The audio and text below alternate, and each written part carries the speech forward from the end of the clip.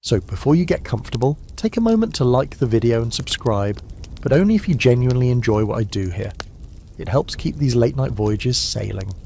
While you're at it, drop your city and what time it is down in the comments. Always cool to see who's joining from where and when.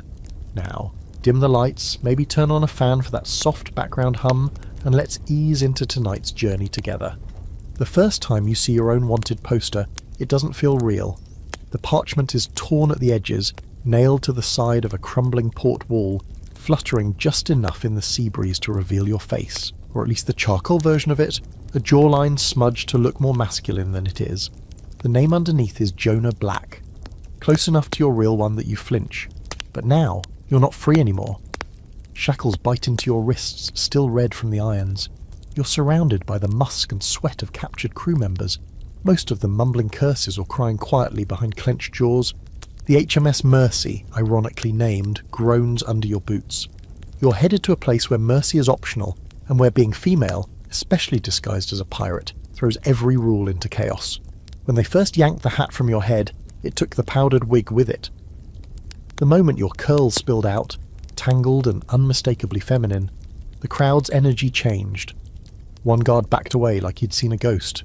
Another laughed, short and sharp, as if the sea itself had played a joke on him. You stared straight ahead, remembering how to stand like a man, even if your disguise was unravelling with every gust of wind. See, pirates weren't supposed to be women. Not really. There were rumours, sure, whispers of Bonny, Mary Red, Ching Shi, but most people still believed piracy was a man's game, all swagger and spit and sabres. The idea that you, a woman, could have spent the last 4 years pillaging alongside the best of them. It scrambled their little naval minds. You sit now in the belly of the ship, breathing in the mouldy rot of bilge water and old rope. You hear footsteps above, maybe the clink of an officer's boot, maybe just another crewman. The sounds all blur together after a while. You've stopped trying to count days. All you know is that you're sailing away from freedom, and probably toward the gallows. Still, you're not exactly broken. There's something about the way the guards look at you now, like they don't know what to do with you. You've shattered the script. If you were a man, they'd already be writing your death notice. But now they have to think about it. Some look at you with disgust, others with fascination. One even asked you if the stories were true, if you really gutted a Spanish privateer with a broken tankard. You didn't answer, but you did smile. A little historical fact for your situation. During the Golden Age of Piracy, women on board ships were generally considered bad luck. Superstitious nonsense, of course, but powerful nonsense. So most women who wanted in on the game had to cross-dress and fake their way through it. That's what you did, binding your chest every morning, lowering your voice, studying the way men spit, walk, curse. Over time, it became natural. It had to. The sea didn't forgive second-guessing. The quirky side of that? You're not alone. You actually knew of 3 other women sailing under assumed names in your lifetime. One was Eddie, the gunner who once taught you how to clean a flintlock with seawater and spite. She was caught before you, tried to pretend she was just a camp follower. The courts didn't buy it. You haven't heard of her since. There's an open debate that's probably circling even now in the minds of your captors. What is the proper punishment for a female pirate? Is it the rope, same as a man? Or is there some twisted chivalry at play? Like banishment, labour camps, or forced re-education via convents? The law is fuzzy. In fact, most judges have no official protocol when it comes to women captured with cutlasses in hand and gunpowder on their breath. Up on deck, you're pulled into the sunlight. Blinded for a moment, you squint at the coastline drawing nearer. A port town, not familiar, not friendly. Already a crowd gathers. You hear them long before you see them, cheering, spitting, shouting things like witch and hell's mistress. Some throw food, someone else throws a stone. You don't flinch. You've stood your ground on bloodied planks with cannonballs overhead. This is just the warm-up act. Your chains rattle as they drag you off the ship. The wooden dock is slick under your boots, salt-soaked and sun-dried in patches. You pass a boy selling oranges who stares at you with wide eyes. You wonder if he'll remember this moment, if he'll grow up telling stories about the pirate woman who walked like a man and smiled at death. And yes, you smile again. Why not? It's probably the last good expression you'll get to make for a while. They shove you into a carriage. The city smells like fish and coal smoke, but somewhere underneath it, you detect something else. Fear. Not yours. Theirs. They don't know how to handle a woman like you, and in that confusion, in that space where their rules break down, there just might be a chance. You close your eyes and let the wheels clatter beneath you, already planning what you'll say at trial, if they let you speak at all. You sit in the cell, not pacing, there's not enough room for that. Just breathing, trying to stay in the moment. The iron door creaks whenever someone walks by. You've learned to hold your breath when it happens, just in case it opens. Funny how things go quiet before the worst parts. You'd think trial day would come with trumpets, or screams, or even a jeering crowd, but when they come for you, it's just 2 guards and the dull clang of keys. You don't speak as they fasten manacles back on your wrists. One of them eyes you like. He's not sure whether you're a prisoner or a myth. You almost wink at him. Almost. The court is above the jail, which feels poetic and cruel at the same time. 1 floor up and you're already a spectacle. The building smells like old ink and new sweat, and the floorboards creak in protest with every step. The guards push open double doors and you step into the courtroom. It's brighter than you expected. Sunlight slices through tall windows like a blade, illuminating the dust swirling in the air. There's a gallery above, packed with onlookers, their mouths open in half-eaten gasps. You feel them staring like they're reading the punchline of a joke they don't fully get. The judge doesn't look up right away. He's old, thin, with skin the colour of forgotten parchment. When he finally does glance your way, his brows twitch in surprise. So do several of the barristers. The clerk fumbles his quill. You can almost hear the collective "what in God's name" rise from their chests. A woman? Here? In pirate trousers, hair chopped short, arms sun-darkened from years on deck. This is new. This is trouble. The bailiff reads out charges. Piracy, mutiny, murder, theft, impersonation. The list goes on. You could have died of old age listening to it all.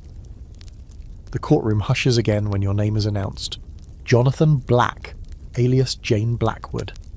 The crowd makes a noise, like a wave of gasps cresting over stone benches. And now it begins.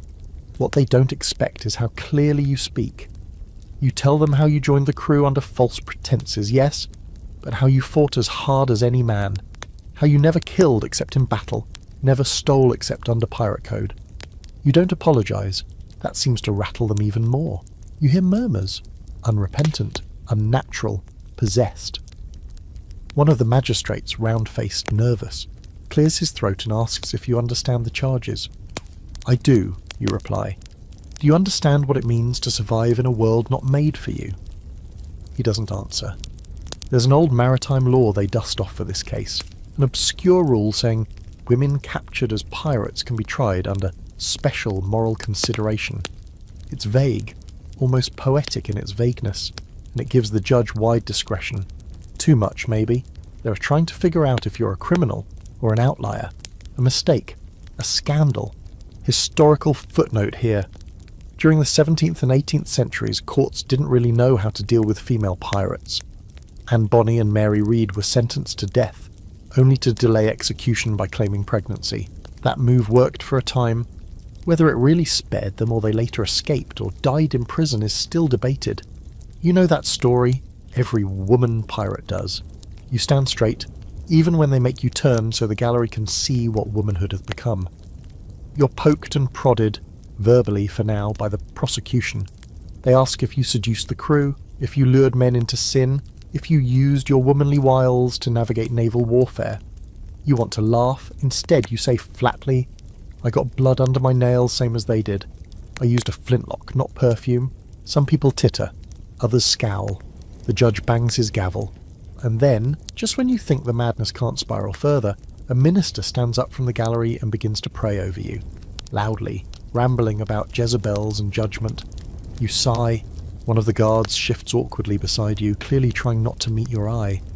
The strangest thing, you feel calm.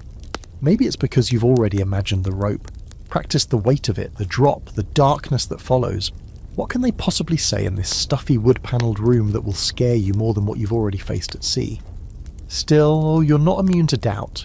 In a quiet moment, while the lawyers bicker over whether your testimony counts as credible, you glance at your reflection in the polished brass hinge of the prisoner's box. You barely recognise the face, hardened, sharper, and yet not entirely unlike the girl who first stowed away in her brother's clothes and snuck aboard a merchant ship with nothing but a pocket knife and ambition. A quirky detail you might appreciate. One of the jurors, a woman rare as a four-leaf clover, is scribbling notes furiously. You don't know her name, but you wonder if she sees something of herself in you, or if she'll later say, well, she was wild but brave. The open debate playing out now is less about guilt and more about identity. Are you a woman pretending to be a man, or a pirate pretending to be a woman, or something entirely outside their understanding? Are you to be punished as a criminal or pathologized as a freak? You begin to realize something unsettling. They don't fear you because of the crimes. They fear you because you didn't ask permission to be dangerous. That's the true offence. The judge finally calls for a recess, and you're led back to your cell. Your legs ache from standing. Your mouth is dry. But you know that your performance has shifted the tide just slightly. The jury isn't unanimous. That's obvious. Yeah, the muttering. Some are fascinated, others horrified. But fascination, that's something you can use. Down in the dark again you lie on the narrow cot and trace the cracks in the stone ceiling with your eyes. Tomorrow they'll ask for a verdict. You know they might still hang you. But you're also starting to wonder, could you flip this story? Could you turn their courtroom into a stage? One thing's for sure, you're not going quietly, and you wake to the sound of bells ringing from the harbour. It's still dark in your cell, but outside the world is already stretching, yawning and gathering for spectacle. Trial Day 2. Or what they're now calling the curious case of the pirate woman, as if you're a shipwreck pulled from a fairy tale and dragged through the courts for inspection. You splash cold water on your face from the cracked basin in the corner. The reflection in the metal pitcher startles you. Eyes too tired for your age, jaw set like someone about to command a ship. The guards bring stale bread and a bruised apple. You eat it anyway. You've learnt that dignity doesn't always taste sweet. When they open your cell, you're ready. This time the courtroom's even more crowded. People press in shoulder to shoulder, fanning themselves with handkerchiefs and court notices. Someone's brought a parrot. It squawks something impolite right before you step inside. Today's not about guilt. That's already assumed. It's about what to do with you. That's where things get tricky. Back on the Bloody Mary, your ship, your home, you were captained by merit. Not by seduction, not by design, but by merit. You earned it. Fought tooth and nail for it. Most of your crew didn't even know you were a woman till the very end. It's not like you made a point of hiding in the shadows, you just didn't draw attention to what didn't matter. But now, now it matters. The court can't stop talking about it. You listen as your life gets dissected into speculation and theories. Did you start pirating out of desperation, they ask? Or was it some kind of political statement? Were you mad? Were you cursed? You almost want to stand up and say, no, I just wanted to live free, and piracy, for all its flaws, was the only place I found that. Historical tidbit worth dropping in. Pirate codes, especially among democratic crews, often allowed for meritocracy. If you fought well and shared loot fairly, you rose in rank, no matter your origin. Black pirates, escaped slaves, and even former navymen turned traitor found their place on deck. Gender, though, that was the final frontier. Few dared to cross that line. You did. And you weren't just good at it, you were better than most. One of the witnesses takes the stand. He's an officer from the Navy ship that captured you. He talks about your ship, how organised it was, how your crew was surprisingly loyal, how you almost slipped through their fingers in that early morning fog. He doesn't mention that you threw a cutlass at his head, narrowly missing his eye. Maybe he's embarrassed. Or maybe, just maybe, he respected it. Then comes one of the merchants you raided. He's sweating through his powdered wig, face flushed, voice shrill. He calls you a demon, claims you flirted with him before stealing his cargo. That never happened. You remember that day. It was raining. You barely spoke. But here he is, painting a fantasy of sin and scandal because that version of you fits better into the narrative they need to hang. Quirky courtroom moment? Someone from the gallery shouts, "Let her sail again," and is promptly escorted out. You can't help it. You smirk. Even the judge pretends not to notice. But now, the moment everyone's been whispering about finally arrives. A murmur ripples through the room. The judge leans forward and asks the question that's been dangling in the air since your first appearance. Are you with child? You don't blink. This you expected. See, there's an old legal rule, the pleading the belly clause. If a woman sentenced to death could prove she was pregnant, execution was postponed. In many cases, indefinitely. Some women used this to delay. Some used it to escape, and in rare cases, they were quietly pardoned or vanished into exile. Mary Read and Anne Bonny both pled the belly. No one knows for sure what happened next. Now it's your turn. "I am," you say, keeping your voice even. The room erupts. Half the gallery gasps, the other half erupts into furious murmuring. The judge's gavel comes down like thunder. The court demands proof. A midwife is summoned.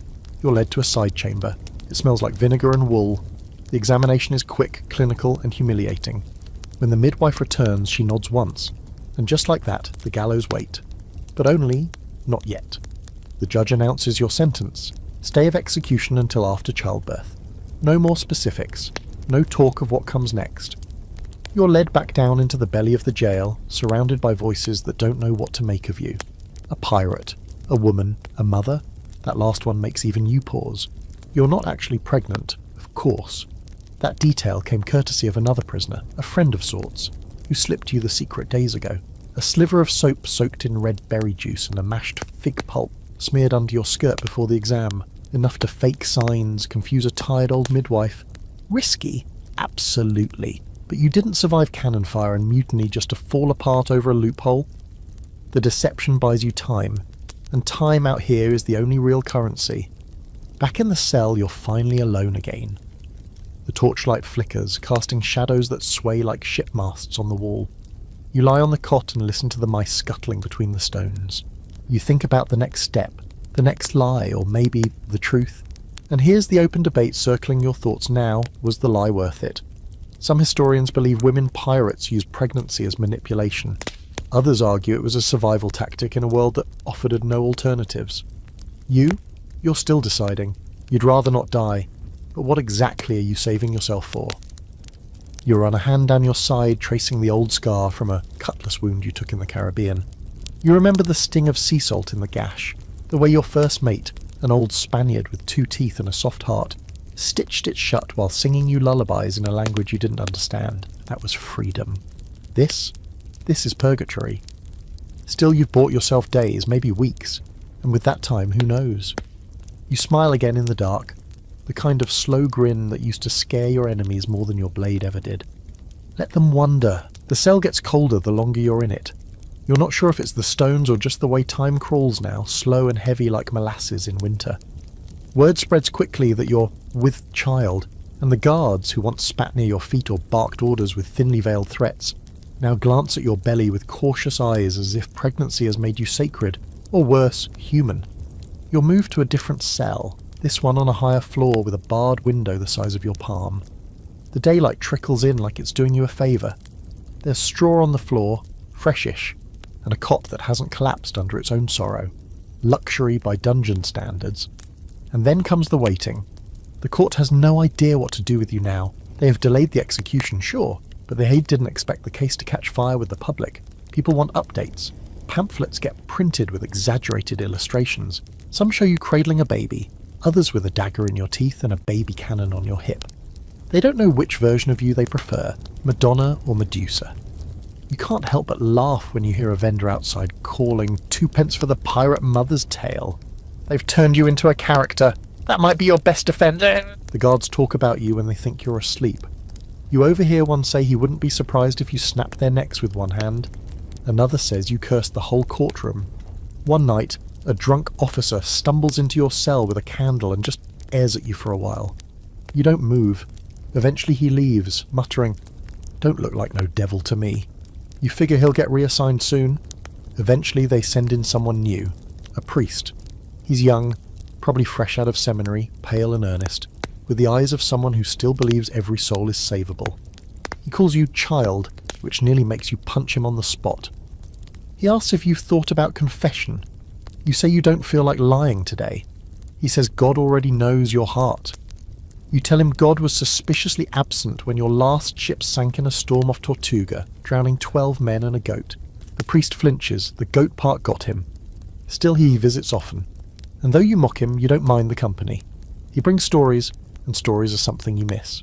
One day he tells you about a woman named Mary Bryant, a convict who escaped a penal colony and sailed thousands of miles with her children. You nod slowly, storing the detail like it's treasure. Survival through motherhood. That's one you haven't played with yet. Let's zoom out for a second for a historical fun fact. Many captured women pirates weren't executed immediately. Some were imprisoned for years, others sold into forced marriages or conscripted into labour colonies, sugar plantations, sewing rooms, or nunnery-run hospitals. Reform was the word tossed around. It rarely worked. Most just found new ways to rebel, even in shackles. That brings us to the less official part of your new routine, meeting the other women. You're not the only one stashed away in this building. Below the courtroom and beside the kitchens, there's a long, narrow hall of cells that hums with low voices, whispers, and laughter that's more bitter than sweet. The guards start letting you walk through for exercise, under heavy supervision, of course. That's where you meet Grace.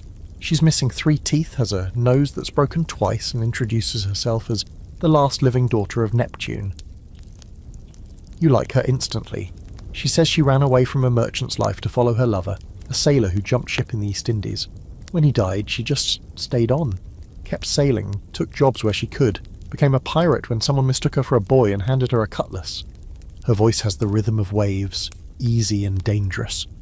Then there's Magda, who claims she poisoned a nobleman in France and stowed away on a cargo ship to escape. She's a little intense, very funny, and walks like she's still drunk on revenge. It wasn't the arsenic that got him, she says one day, peeling an orange with a spoon. It was the guilt. Or maybe the arsenic. I'm not a doctor. These women, hardened and strange, are your kind of people. They trade stories like coins. They ask about your ship, what flag you flew, how you ran your crew, whether you ever killed anyone for talking back. You answer honestly, mostly. You admit the first time you drew blood, it made you cry later, alone, where no one could see. Magda nods solemnly and says, "It always does. The first one. After that, it's just red." Among these women, you feel something close to ease, not comfort. That's too soft, but recognition. You've all been tossed out of the roles written for you, and instead of begging to be let back in, you rewrote the play. Now you're all backstage, waiting for the next act or the final curtain. The debate of the day among them is what will happen if your lie is discovered. Grace bets they'll hang you faster than you can curse. Magda says they won't dare. She thinks your story is too valuable. You've become famous, even outside these walls. A folk tale in real time. That's your quirky twist of fate. Your very survival may depend not on truth or justice, but on how entertaining you are to the masses. A real-life story that sells more pamphlets, inspires more ballads, and keeps tongues wagging in taverns across the coast. You lie in bed that night, staring at the moon through the bars. You think about what might come next. If the baby lie won't last forever, what will? Can you escape, fake your death, buy your way onto a ship? The questions roll in like waves, endless and never quite crashing. Somewhere outside, a gull screams. A rat chews something too near your cot. You close your eyes and imagine you're back on deck, salt in your hair, sun on your skin, and the wheel in your hands. Free. Just for a moment. Then you open your eyes and hear the distant sound of chains clinking down the hall. A new prisoner. Or maybe the end of someone's story. But not yours. Not yet. You're roused before sunrise by the jangle of keys and the dull, wet cough of a guard who always smells like boiled onions. He doesn't say anything, just unlocks the door and gestures. The shackles are already dangling from his hand, but he seems unsure whether to use them. You give him a look that says don't even try, and to your surprise he doesn't. He just grunts and motions for you to follow. The hallway feels colder than usual, but maybe it's just the silence. No rats tonight, no whispers. The cells of the other women sit quiet as tombs. You pass Magda's and she lifts her chin slightly in greeting, a flicker of eye contact and a smirk. It's enough. You're not going to the courtroom this time. No. They lead you through a narrow staircase to a back chamber, one with stained glass windows and high-back chairs. The air smells like beeswax and old ink. A fire crackles low in the hearth, but it doesn't take the chill from the room. Sitting at the far end is a panel of men, the judge among them, his wig sliding to one side like it's trying to escape the conversation. They're not here to sentence you. That would be too easy. No, today they want answers. You're told to sit, you don't. Instead, you stand with your hands behind your back like you're still on the quarterdeck. One of them clears his throat and begins, in that condescending tone reserved for people who believe their title ranks your life. They ask about your time as captain, about how you commanded the men. Did they know you were a woman? Did you tempt them? Did you lie to keep their loyalty? You answer coolly, I gave orders, they followed them. That's how command works. Another man, a portly gentleman with a quill tucked behind one ear, leans forward and asks, Did you ever use your charms to secure victory in battle? His voice trembles a bit, as if the idea excites and terrifies him in equal measure. You stare at him for a full 3 seconds. Sir, the only thing I used was cannon fire and well-timed fear. A long pause. You think you hear the fire spit in amusement. And then comes the question they've been building toward. What do you think led you to this life? This one you let hang in the air. Not because you don't know the answer, but because you want them to feel the weight of it. So you say, what leads anyone to it? Hunger, violence, the promise of something better than obedience. I wasn't born with silk on my shoulders. I learned early that no one's coming to save you, so I saved myself. You can almost feel them squirm in their velvet chairs. One writes something quickly on a scrap of parchment. Another whispers to his neighbour. Historical sidebar. If you were looking in from the gallery, courts in this period were obsessed with motive, especially when a woman stepped outside the neat little box of femininity. It wasn't enough to commit a crime. They needed to understand why. Was she heartbroken? Hysterical?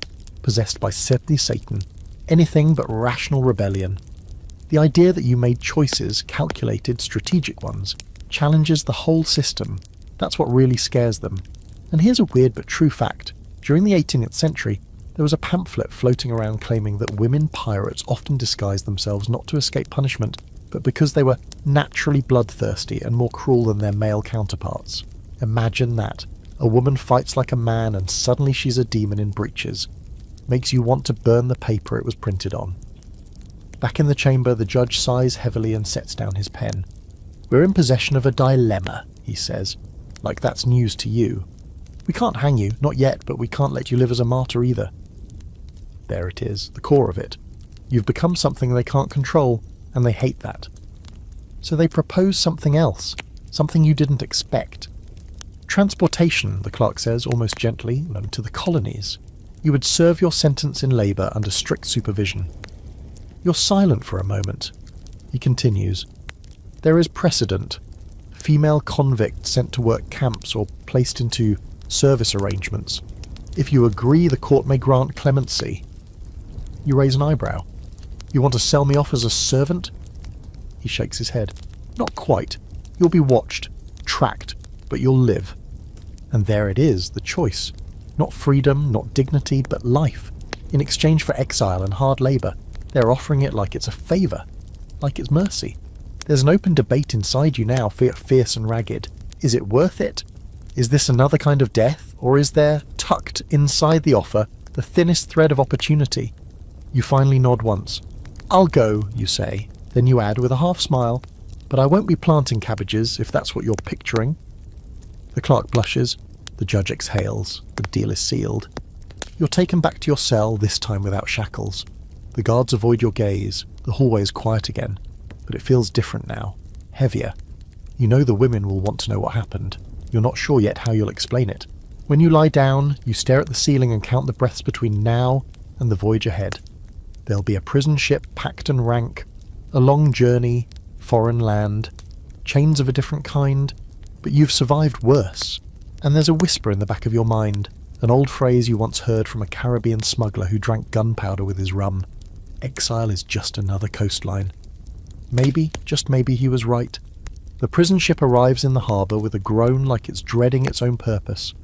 You get one look at it through a narrow slat in the wagon shaft, carts you from the jail to the docks, and it's as miserable as you imagined, 3 decks high, barnacled, sagging at the seams and already trailing the scent of rot and sick. A floating purgatory bound for some forgotten colony where they'll turn convicts into manual labourers, then call it redemption. They load you aboard at dawn. No crowd this time, no pomp, just grey light and seagulls screaming like they've seen this play before. There are other prisoners, mostly women. Some coughing, some wide-eyed, some already hollow.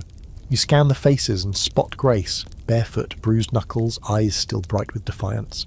She gives you a nod like your crewmates again. Magda's not here. You never found out where they sent her. You suspect she made her own arrangements.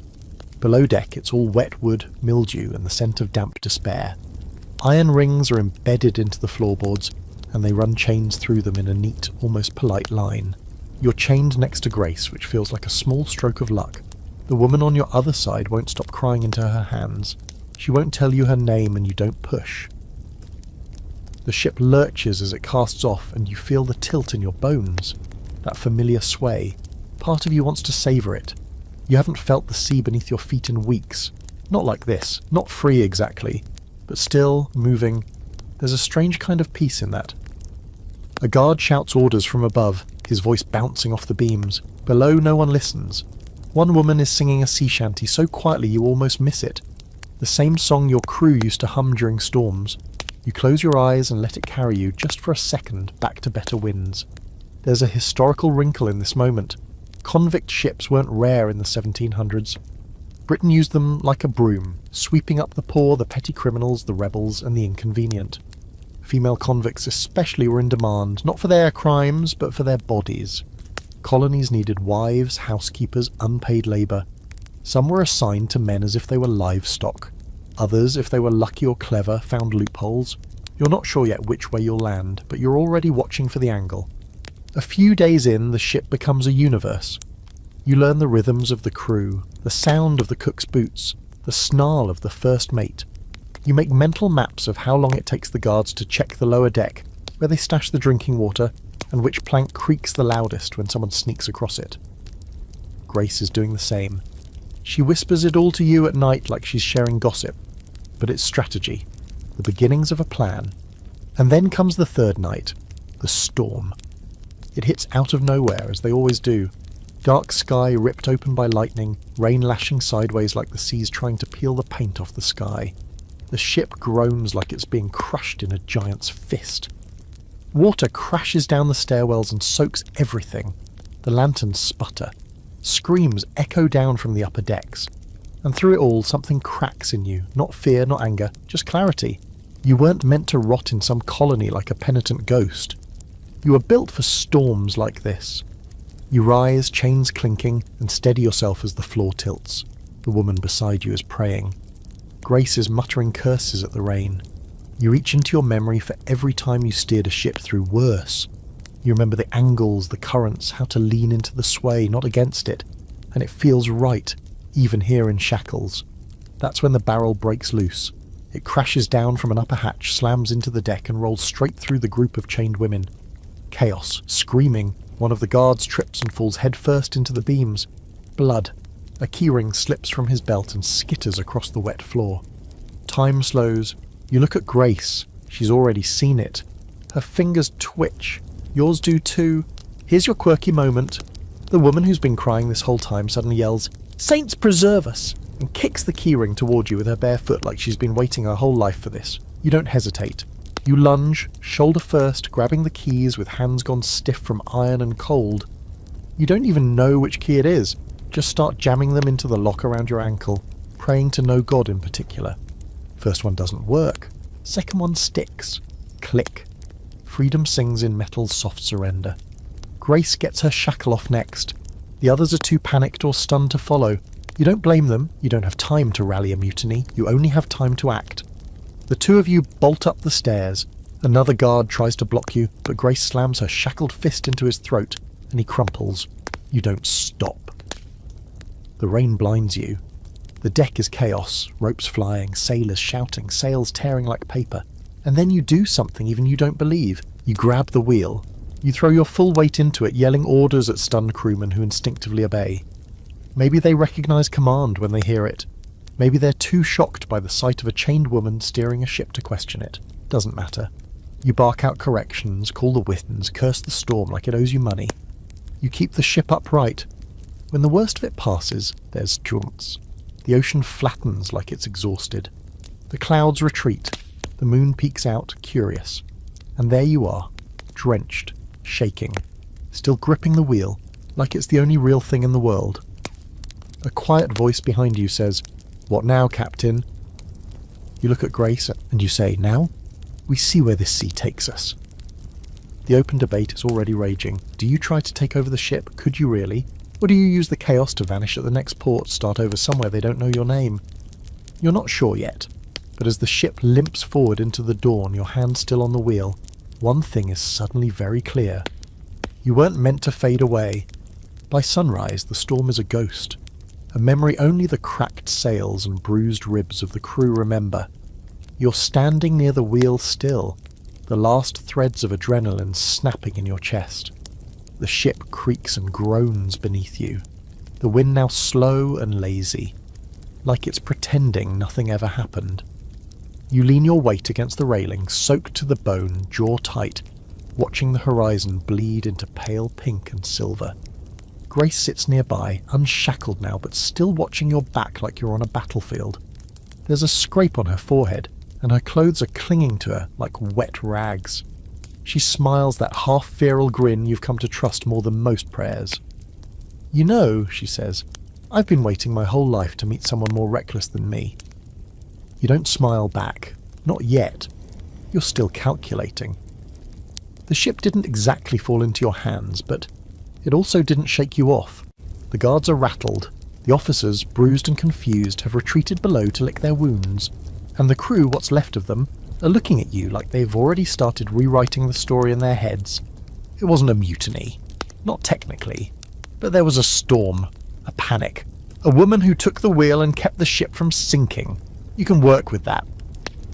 One of the deckhands, a wiry thing with the sun-spotted skin and no front teeth, approaches cautiously. "The helmsman's dead," he says, scratching his beard, "and the first mate's unconscious."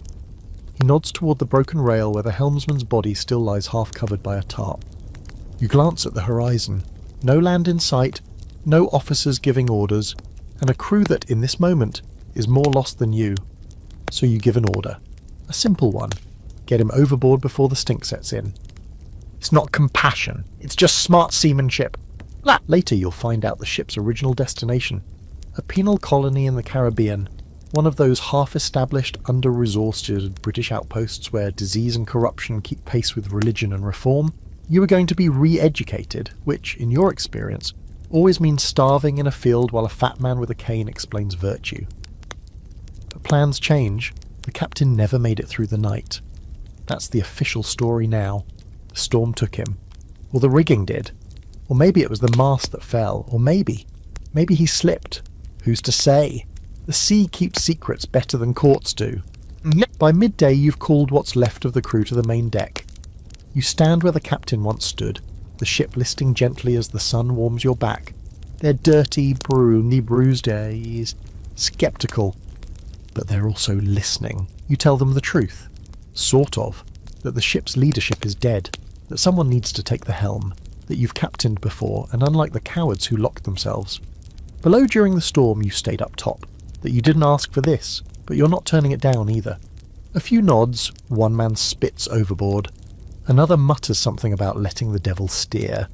But no one stops you. And in the sea's silence, that's as close to a vote as you'll get. Now for the historical fact that makes this all feel even stranger. During several transport voyages in the 18th century, there were documented cases of female prisoners rising to positions of informal power. Not because the system allowed it, but because chaos did. Ships were unpredictable beasts, and when storms or disease thinned the ranks, the strongest voices filled the vacuum, regardless of the body's shape around them. There's still the issue of the guards. Not all of them are dead.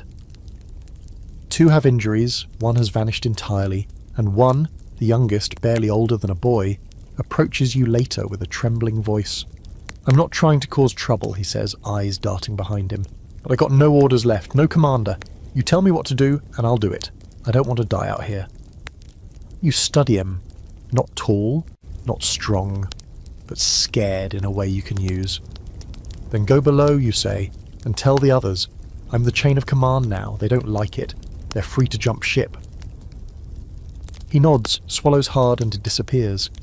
Grace leans against a barrel near the mainmast, arms crossed. "You just going to run this ship until we hit land?" You shrug. "Depends who we hit first, Navy or pirates." She grins again. Either way, they're in for a surprise. Below deck, the women are divided. Some are terrified, some suspicious, and a few are already asking if this means they're free. You tell them what they need to hear. We're not chained anymore. That's a kind of freedom. They nod mostly, some still don't speak at all. Quirky detail you pick up later. Someone drew a little figure of you on a scrap of sailcloth. Grimy charcoal lines, hands on hips, cutlass tucked into your belt, baby bump included. The pregnancy myth still lives. You're not about to correct them. Myths are useful currency. And then comes the open question, the one you lie awake chewing on while the ship creaks and the stars shift overhead. What now?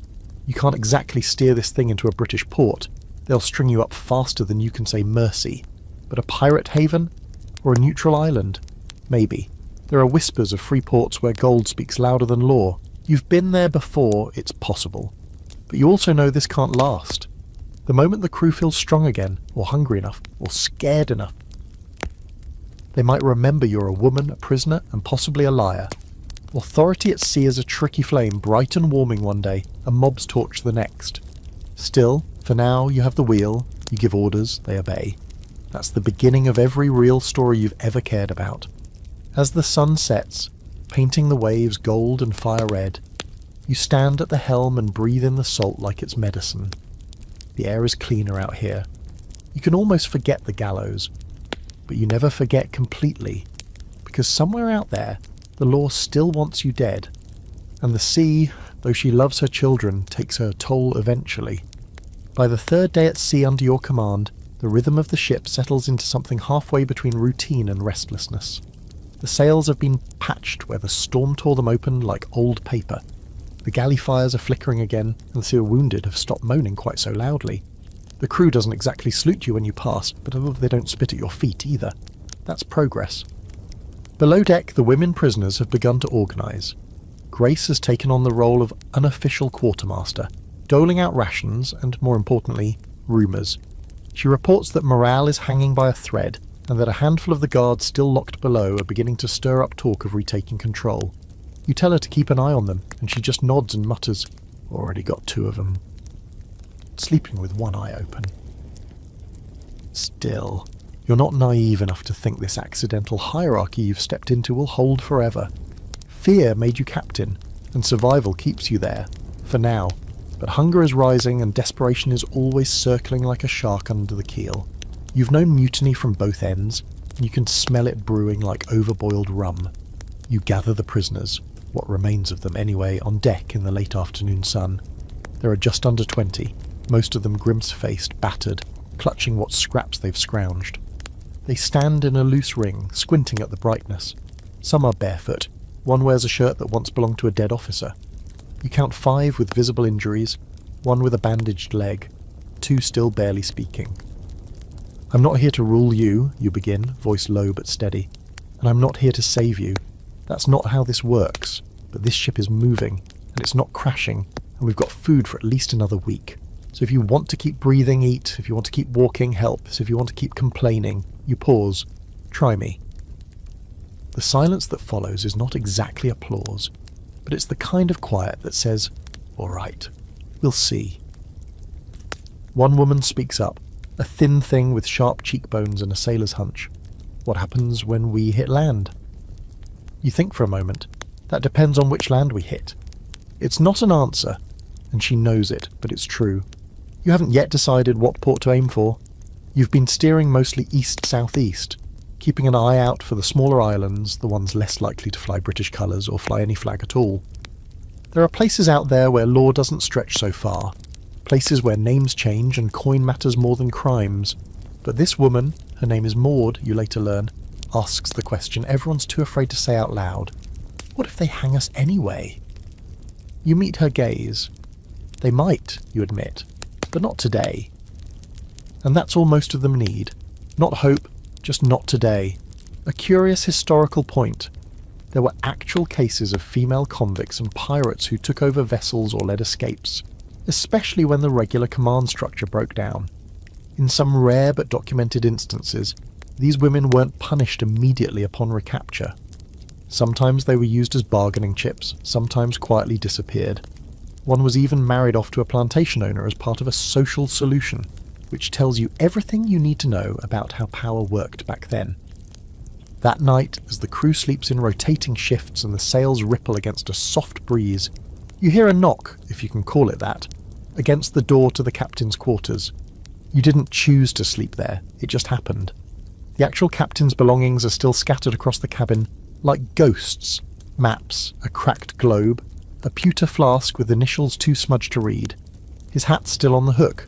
You haven't touched it. The knock comes again. You open the door to find one of the younger prisoners, no more than 16, with tangled hair and eyes like burnt copper. She introduces herself as Elsie. She's holding something in her hand, a bundle of crumpled letters, water-stained and singed at the edges. They belong to the helmsman, she says, almost apologetically. I found them near the crates, thought maybe you'd want to see. You take them, not sure why, and she scampers off like she's afraid you'll change your mind. Inside the bundle are fragments of a life, letters to a wife perhaps, or a lover. One of them is unfinished, cut off mid-sentence. The seas are rougher now, and I feel less. That's it. No date, no signature. Just that half-thought dangling in time. You tuck the letters into a drawer and sit with the weight of them for a while. Everyone left something behind. Some left blood, some left rumours, and some left love letters no one ever read. Later that night, Grace slips into your quarters uninvited and flops into a chair, chewing a piece of salted fish with loud, deliberate satisfaction. They're whispering again, she says. Some of the women think you're cursed, others think you're a saint. You raise an eyebrow. Which do you think? She shrugs. I think you're tired, and I think we're heading towards something sharp. You nod slowly. Then I'll try not to blink. She laughs and tosses the fishbone into the corner. Good, wouldn't want to miss the crash. You spend the night plotting possible destinations. There are 3 islands you could aim for that aren't likely to turn you in for a reward. One is known for smugglers, another for its refusal to pay tribute to any flag, and the third, well, let's just say the third has a reputation for welcoming exiles, especially ones with stories to trade. But no matter where you sail, there's always the chance someone will recognise you. The pregnant pirate tale has taken on a life of its own. According to Grace, someone even carved a likeness of you onto a chunk of driftwood. It's mostly boobs and rage, she says. Not very accurate, but impressive craftsmanship. You're becoming a symbol whether you like it or not. That's dangerous. Symbols are harder to hide than people. As dawn peeks over the water, a gull lands on the railing near the helm and stares at you. You stare back. It squawks once, then flies off. Probably doesn't mean anything, or maybe it does. The island appears just before noon on the 6th day, a sliver of green and gold rising from the sea like something sketched into the horizon by a bored god. You've been watching the water for hours, squinting against the sun, one hand on the wheel, the other gripping a tin mug filled with something that might once have been tea and now mostly tastes like despair and seawater. But then, there it is. A curve of palm trees, cliffs, and smoke trailing from somewhere inland. You signal Grace with a nod, and she climbs the rigging like she's part monkey. Spyglass in hand, she scans the shoreline. No flags, she calls down. 1 dock, maybe 2 buildings. No cannons. Looks abandoned, or just quiet. Quiet is good. Quiet means no British uniforms, no gallows standing at attention on a pier. No men with itchy trigger fingers and a list of your crimes tucked in their breast pocket. You adjust your course, your heart thudding a little harder now. This could be it, sanctuary, or at least a temporary hiding place. You've learnt not to aim too high with your hopes. You're not looking for paradise, just a place that won't immediately try to execute you. As the ship approaches, the island grows sharper. The shoreline is rocky in places, but a curved bay offers shelter. The sails creak as you shift their angle, calling commands like you were born with salt water in your lungs. The crew, now a blend of ex-convicts, uneasy sailors, and a few opportunistic prisoners who've learned to swing a rope, moves faster than they did 2 days ago. They're not loyal, not yet, but they're obeying. That's enough. You drop anchor about 100 yards from the shore. A handful of rowboats rest on the deck, leftovers from the ship's original mission. You send out a scouting crew, Grace, 2 women from below deck, and a guard you've semi-convinced not to slit your throat in your sleep. You stay aboard, watching the coastline with narrowed eyes, feeling every second stretch like wet rope. An hour passes, then 2. Finally the boat returns, gliding over the calm water like a shadow. Grace jumps aboard and flashes you a grin that's more teeth than smile. No flags, no soldiers, Just 2 huts, some goats, and a man with a busted leg who thinks we're missionaries. You blink. Missionaries? He didn't look too hard at the ship. Said he hasn't seen visitors in 6 months. I told him we were delivering souls to the edge of salvation. She laughs. I think he bought it. That evening you allow the first landing party. 10 people, you included. It feels strange to set foot on unmoving earth again. Your knees tremble slightly, and the ground feels like it might shift under you anyway. But the air is warm, scented with mango and wood smoke, and there are chickens scratching at the dirt near the huts. You didn't expect chickens. You didn't expect this calm. The man Grace mentioned is real. A wiry, half-mad ex-whaler who fractured his leg falling from a tree and never left the island afterward. His name is Corwin. He stares at you with one milky eye and one clear one, as if trying to see which version of you is true. You look like trouble, he says. Then he offers you a coconut. You take it. Fair trade. Corwin tells you the island is known on old maps as St. Delia's Mouth, though no one calls it that anymore. No one really calls it anything. It's too small to be a port, too isolated to be strategic. Once it was a supply stop. Now it's a half-forgotten smudge. He claims pirates sometimes come through, usually just long enough to repair sails or bury something valuable. Or someone. You ask if any British patrols check in. He laughs so hard he coughs up something unpleasant. They'd have to be drunk or dead to find this place. Quirky detail. Corwin swears the island's haunted by the ghost of a Spanish nun who cursed the sand with her last breath. He says you'll know her by the smell of salt and lavender. Grace starts calling every breeze Sister Lavender after that. You make a mental note to never sleep too close to Corwin. Back on the ship, the mood shifts. Not everyone is thrilled by the idea of landfall. Some fear abandonment. Others think it's a trap. One woman, Cora, a former laundress who once knocked out a guard with a soapstone, asks if you're planning to maroon them. You tell her no. Then, because honesty's always a dangerous spice, you add, not unless you give me a reason to. Later that night, the open question becomes a quiet chant in your head. Stay or sail? You found a hideaway, a neutral place. But how long can you stay before the Navy picks up your scent? Before someone bribes Corwin into sending a letter by ship? Before one of your own sells you out for a pardon? You lie awake on the sand, staring up through palm leaves, listening to the crackle of the fire and the soft snoring of exhausted women who haven't slept on solid ground in months. You remember your ship, the Bloody Mary, now likely at the bottom of the sea or claimed by someone else. You remember what it felt like to be in charge of something more than survival. And then you remember your face on that wanted poster. The legend is still growing. You heard from Grace that someone started calling you the Siren of the Gallows. She said it like a joke, but it's not, it's a brand now. People are trading stories about you. Half of them are nonsense, riding sharks, cursing merit storms, birthing twin sons mid-boarding party. But the other half, they are starting to sound close to the truth. That's the problem with myths. They're harder to run from than chains. The next morning you wake to find a goat chewing your sleeve and Grace already gathering supplies to build a lookout post. She's decided the island is tolerable. That's high praise. You help her lash palm fronds together while the rest of the crew trickles onto the island in small groups. Some cautious, some skipping like children. For now, St. Delia's Mouth is yours. But you don't unpack your things, because you know the sea always calls her debt in full. The first week on the island feels like a fever dream that somehow forgot to burn out. For once, there's no screaming, no guards shouting numbers, no ropes binding wrists, no clanging chains echoing off stone walls. Just the hiss of wind through the trees and the lapping of waves against the hull of your half-broken ship, now anchored lazily in the shallows, like a drunk uncle passed out at a wedding. You oversee the unloading yourself. Barrels of hardtack and salted meat, coils of rope, water casks, one small crate of rum, blessedly intact, and everything else that wasn't nailed down or full of rot. The women work in pairs, hauling supplies across wet sand, sleeves rolled, feet bare, eyes still flicking side to side like they were expecting someone to shout trick at any moment. But no one does. Corwin watches all of it from his hammock, pipe in hand, laughing occasionally. He tells you that the last group of visitors included a crew of smugglers who tried to sacrifice a pig for luck, and ended up setting half the jungle on fire.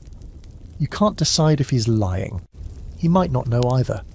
The plan, if you can call it that, forms in layers. First, survival. Build shelter. Divide rations.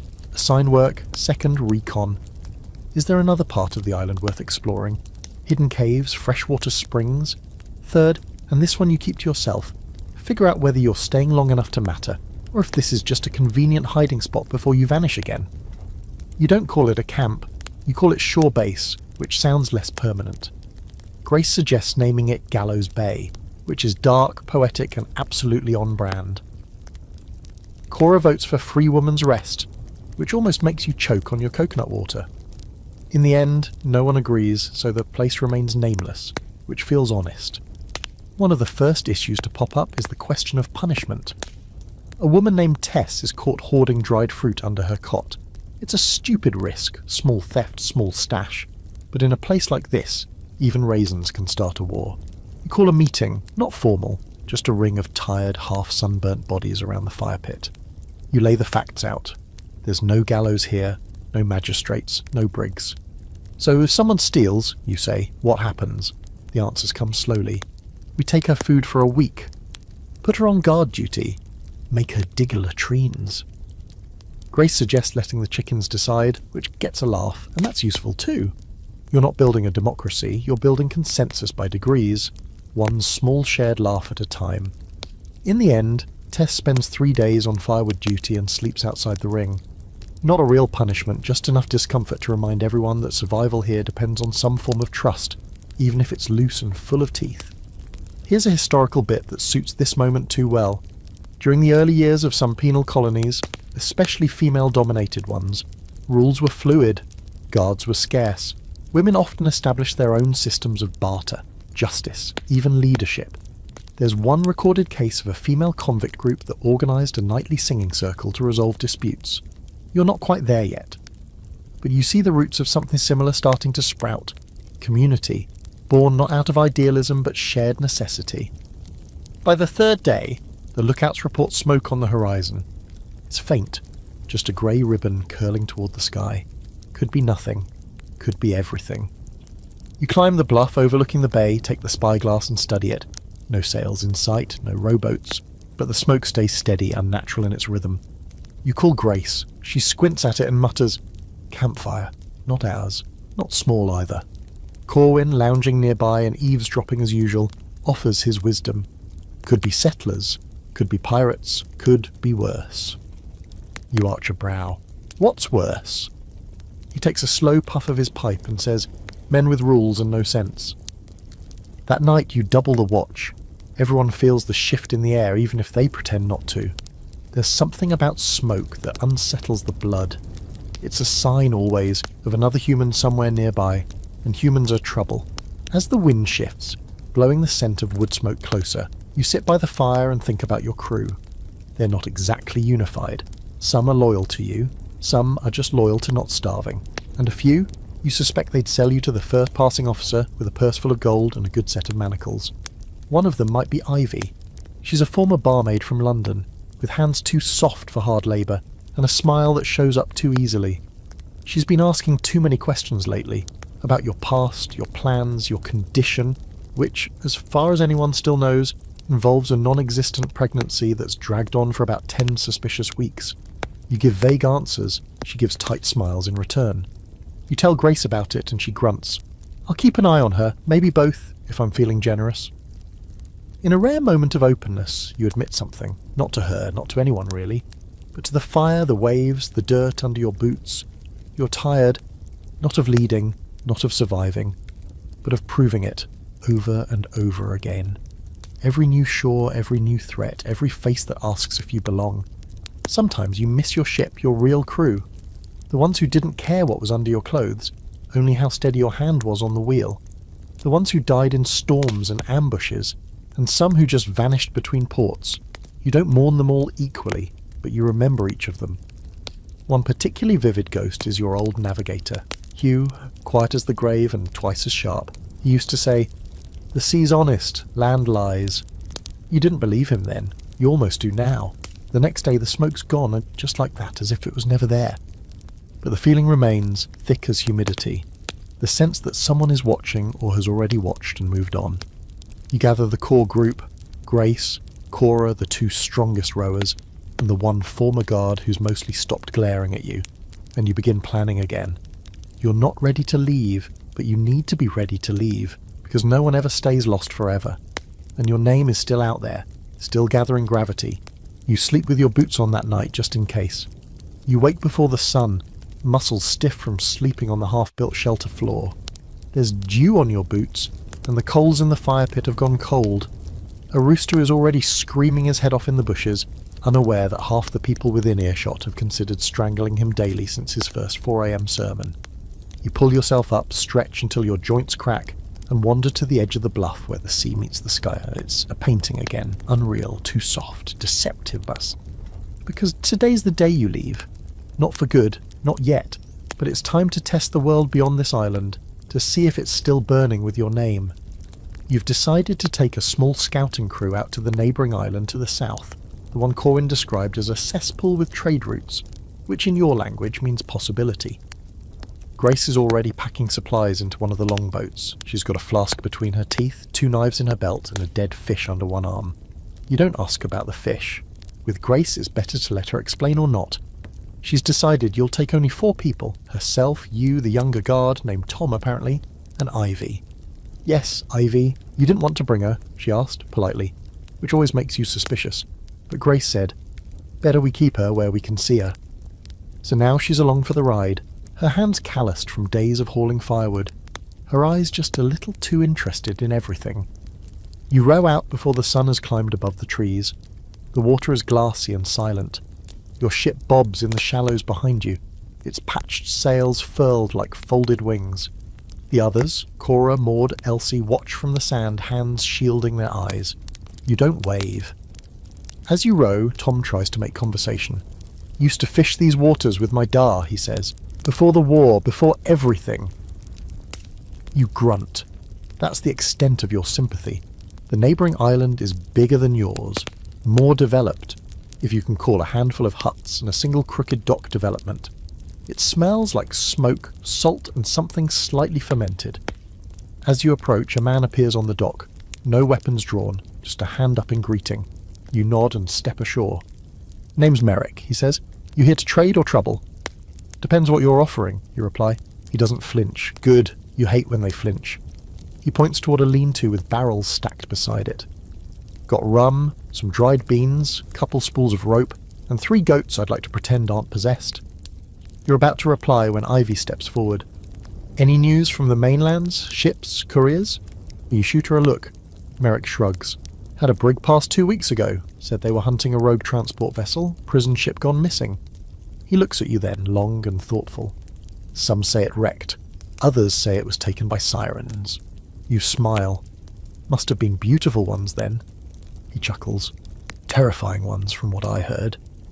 You trade 2 knives and a pound of dried fish for rope, a spool of thread, and a bottle of something labelled only as elixir, maybe drinkable. You leave the goats. Grace pulls you aside as the others browse. Merrick's not dumb. He's heard of us. Or suspects. If word gets back to anyone important, we'll have company. You nod. Then we'll have to move faster. Back on the beach, Ivy kneels near the water, her fingers tracing something in the sand. You glance once, then look away. You've seen symbols like that before, coded messages, sometimes written in sailors' shorthand or smugglers' marks. This one? Not familiar. But you don't like the shape of it. On the row back, no one talks. Ivy hums something low and eerie. You make a mental note to question her later, and maybe sleep with a knife a little closer. When you arrive, things have shifted. Cora greets you with a nervous expression. 2 men came ashore while you were gone. Not ours. Didn't say much. Left before we could stop them. Headed inland. You curse quietly. The jungle here isn't vast, but it's dense enough to swallow people whole. If someone's watching, hiding, waiting, you'll never know until it's too late. And this is where the rules shift. You gather everyone near to the fire pit, the same one where Tess once sat in disgrace over a handful of fruit. You explain what happened. You mention Merrick, the potential tip-off, the strangers. You don't sugarcoat anything. Here's the truth, you say. We're not hidden anymore, and we can't trust this island to stay quiet, so we prepare. Grace draws a knife and immediately volunteers to scout the jungle with 2 others. Tom offers to help reinforce the boats. You begin listing supplies you'll need if evacuation becomes necessary. But Ivy doesn't offer anything. She just watches, quiet and slippery. Later, as the group disperses, she walks up beside you. "You're planning to run," she says. You stare at her. "I'm planning not to die." She nods, lips curved like a blade. "You should know I was never planning to stay." It's not a threat, it's a confession, and you hate how calm she sounds saying it. You leave her standing by the fire and return to your shelter. Inside, you unroll the map that once belonged to the ship's dead captain. You trace your finger along the coastline. There's an old smuggler's cove 2 days south, hidden between cliffs. If it's still unclaimed, it might buy you time. You hear rain start to fall outside, soft at first, then heavier. You wonder if it will wash away the footprints of those strangers. That night you dream of smoke again, and fire, and ropes that tighten no matter how many times you cut them. The island was supposed to be a pause. Now it's just another ticking clock. You spend the next 2 days preparing like the world is ending, which, in your experience, means it probably is. The jungle becomes less of a backdrop and more of a threat. Its trees standing just a little too still, its shadows pressing too close after dark. Grace and the 2 scouts return with nothing concrete, no camps, no smoke, no abandoned gear. But she looks at you with that quiet certainty that says something's out there. Watching, waiting, or circling. You don't argue, you feel it too. The camp takes on a different tone. It's not panic, not yet, but it's close. The laughter around the fire is forced now, sharper at the edges. People sleep in shifts. There's always someone on lookout, and the rotation gets longer each night. No one wants to admit they don't feel safe anymore, but the way hands keep drifting toward blades, and the way conversations cut off the moment you pass, it all adds up. Cora organises a weapons inventory. What you've got is rough. 2 working musters, a collection of poorly kept cutlasses, a dozen decent knives, and a few fire-hardened spears fashioned from scavenged planks. Not ideal, but better than bare hands and hope. And then there's the food. Rations are running low again, and fishing's been poor. Something about the tides, or maybe the cursed nun Corwin still mutters about every time someone stubs a toe. You've got maybe 5 days' worth of supplies, stretched thin, unless someone finds a source of fresh fruit or a friendly trade. You don't have many friends left. You start making a list of who might turn on you first. Ivy, obviously. She's moved from subtle glances to open probing. She asks too many questions about the longboat's seaworthiness, about your map, about your contingency plans. You've stopped pretending you trust her. Now it's just a question of whether she'll betray you for power or for mercy. Then there's Tom. Loyal enough, but too soft. You don't know if he'd hold a blade if it came down to it. His heart's good, which ironically is the kind of thing that gets people killed out here. Grace? She's solid. Brutal, if she has to be. You know she'd follow you straight into the abyss, but you also know she'd kill you if she thought it was the only way to save the others. It's not personal, it's practical. The rest, Cora Maud, Elsie, the handful of ex-guards now integrated into the crew, they're a mix of survivalists, opportunists, and people who just want to be left alone. You envy them in a way. You forgot what it feels like not to carry every decision on your back like a sack of wet stones. There's a curious moment late in the afternoon when you spot Ivy kneeling near the jungle's edge. Not watching, not sneaking, just still. You approach slowly, not hiding your footsteps. She hears you, but doesn't turn around. "There's someone in the trees," she says, "far off, just past the second ridge. I saw a reflection. Metal, maybe." You don't respond right away, and then, "How long have you known?" "Since yesterday." "Why didn't you say something?" She stands and finally looks at you. "Because I wasn't sure if they were coming for you, or for us." And that's when it happens. The flicker of motion on the bluff, and it's fast, too fast, but not invisible. You shout, a single word. "Down!" A shot cracks through the air. Loud, unmistakable, it slams into the tree just behind you, splintering bark into your hair. People scream, someone drops a pot, chaos erupts. You scramble behind a barrel, scanning the ridge. Another shot, this one wide, kicks up sand 10 feet to your left. You shout for Grace. She's already barking orders, dragging people behind the larger trees, pushing them toward the lean-to shelters. Cora's yelling something about the muskets. You grab one and check the flint. It's old but functional. You swing it toward the bluff and fire. The recoil knocks your shoulder back harder than expected, but the shot rings true, if not accurate. the bluff goes quiet. You wait. No more gunfire, just the wheeze of wind and the pounding in your ears. You run toward the tree line, Grace at your side. You don't go far, just enough to get a better view of the ridge. It's empty now. Whatever was there, whoever was firing, is gone. But you find tracks, fresh, heavy boots, not yours. The camp is a mess when you return. Everyone's shaken, huddled, eyes darting like fish in shallow water. Ivy stands apart from the others, arms crossed, watching you as if waiting for the moment you declare the world's ending. You almost do. Instead you say, "We move at dawn." That night you hold a quiet council with Grace and the others. The vote is unanimous. You can't stay. Someone found you. Might have been a scout, might have been bait, but next time they'll come with more than one musket and bad aim. The plan is simple. 2 longboats, 1 overloaded ship, and are heading south toward that hidden cove you traced days ago on the old map. It's risky, but so is breathing now. You divide the supplies. 2 days' food, minimal water, tools, weapons. You tell everyone to sleep with what they can carry.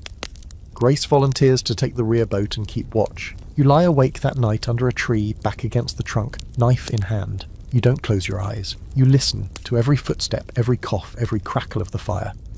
You wonder who pulled the trigger. Not just the shot, the decision. To come after you now, when your legend is loud enough to draw reward hunters like flies. The quirky detail. One of the women, Elsie, decides that she's not running.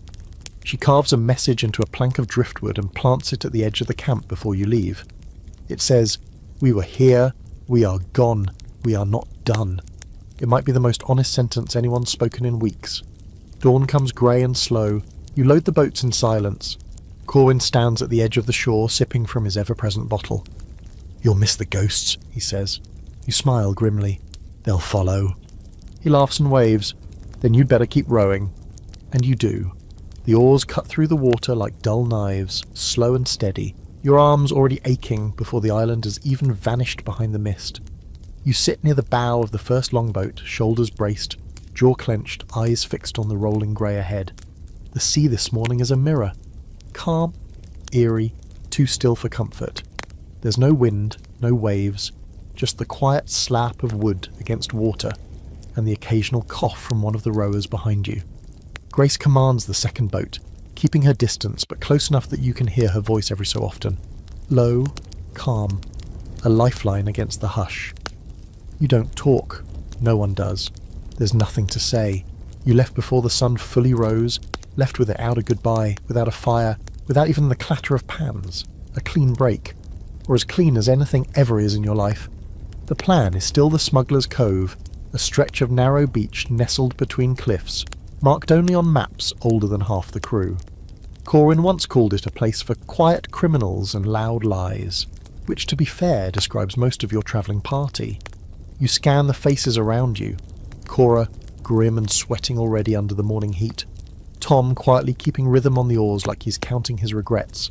Ivy, who meets your gaze every now and then like she's trying to solve a puzzle with one missing piece. And Maud, whose left hand trembles slightly every time she pulls. They're all tired and scared. But no one's panicked. Not yet. That's its own kind of progress. About 2 hours in, you spot something floating in the water ahead. A crate, half submerged, its corners swollen, seaweed trailing like ribbons. You motion for the boats to slow. Grace rows up beside you, and you both examine it without words. She raises her brows. You nod. You haul it aboard together. It smells like fish and rot. The markings are faded, but you see enough. A shipping insignia you recognise from your early days, back when you were still learning how to tie knots and lie to quartermasters, is from a navy vessel. Grace pries it open with a small axe, the blade glinting as the wood splits. Inside, mouldy flour, a broken flask, and surprisingly, a letter sealed in oilskin. She hands it to you. You open it carefully, the parchment crinkling in your fingers. The writing is shaky, water smeared. It says, "Ship lost. All hands but 3 pursued. One woman among us, she says she's a ghost or maybe just tired. They said she was the siren of the gallows. I think they were right. If you find this, we were here. If she's with you, good luck." You stare at it for a long time. Grace asks, "Friends of yours?" You fold the letter and tuck it into your coat. "Doesn't matter now." Here's a strange historical footnote. During the peak years of piracy, Sailors would sometimes leave floating messages in bottles or barrels, part distress call, part confession, part superstition. Some were recovered, some were hoaxes, but some, like this one, felt like a whisper across time. You've become one of those whispers. People don't know who you are anymore. They only know what you mean. You row on. By noon, the sky begins to shift. Clouds stack along the horizon like bruises. The wind picks up, slow but certain. The sea's colour deepens, goes from blue to iron grey. You feel it in your gut before you feel it in the air. The storm is coming. Not a thunderclap rage. No, this one's colder, more deliberate. A storm that wants to drag, not break. You shout orders, adjust course slightly. The cliffs should be visible soon. You remember them from the old map, twin rises of rock like teeth, framing the narrow bay. Tom calls out, pointing. There! You see it. A dark slit in the shoreline, sharp and shadowed. The cove. You push the crew harder. The wind is at your back now, but that's no comfort. It pushes the boats faster than you'd like, toward rocks you can barely see, and waves that are sharpening like blades.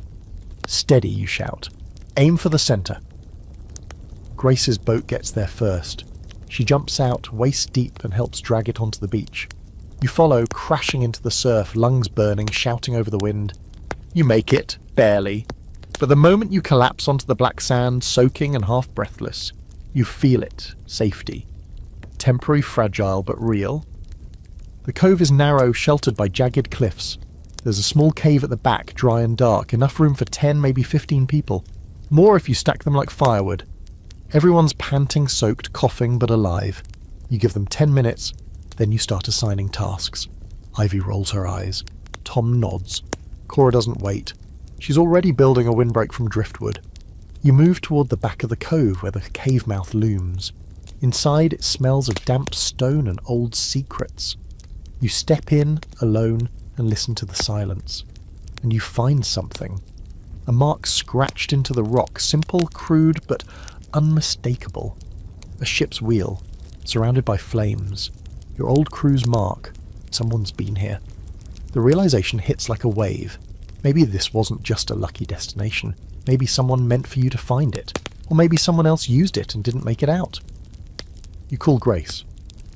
She stares at the symbol, frowns. Coincidence?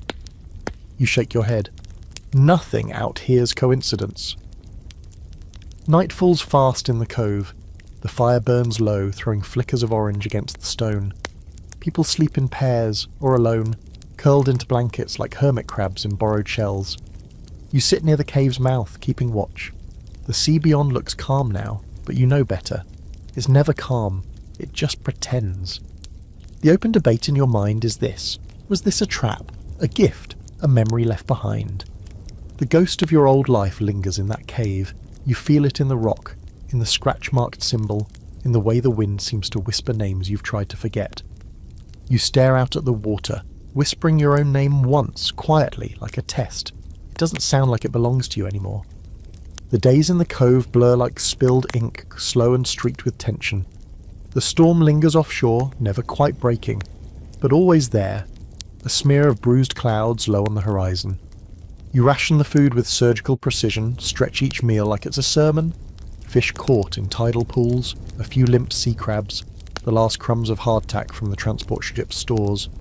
No one complains aloud, but you can feel the hunger moving through the camp like a ghost, sharpening moods, fraying nerves. You spend your time watching the water. That's where the stories come from. The sea speaks before anyone else does. A shift in the tide, a ripple that doesn't belong. These are the signs you've learnt to trust more than words. Grace asks if you ever get tired of staring at nothing. You tell her it's not nothing, it's where things start, and that's exactly what happens on the 5th morning. You see it first. A blot on the horizon, black against the silver line where sky kisses sea. A ship. You grab the spyglass and squint, holding your breath. It's no merchant vessel, no fishing rig. She's got 3 masts, battered sails, and a hull painted a dull charcoal, low and fast. A sloop, maybe a brigantine.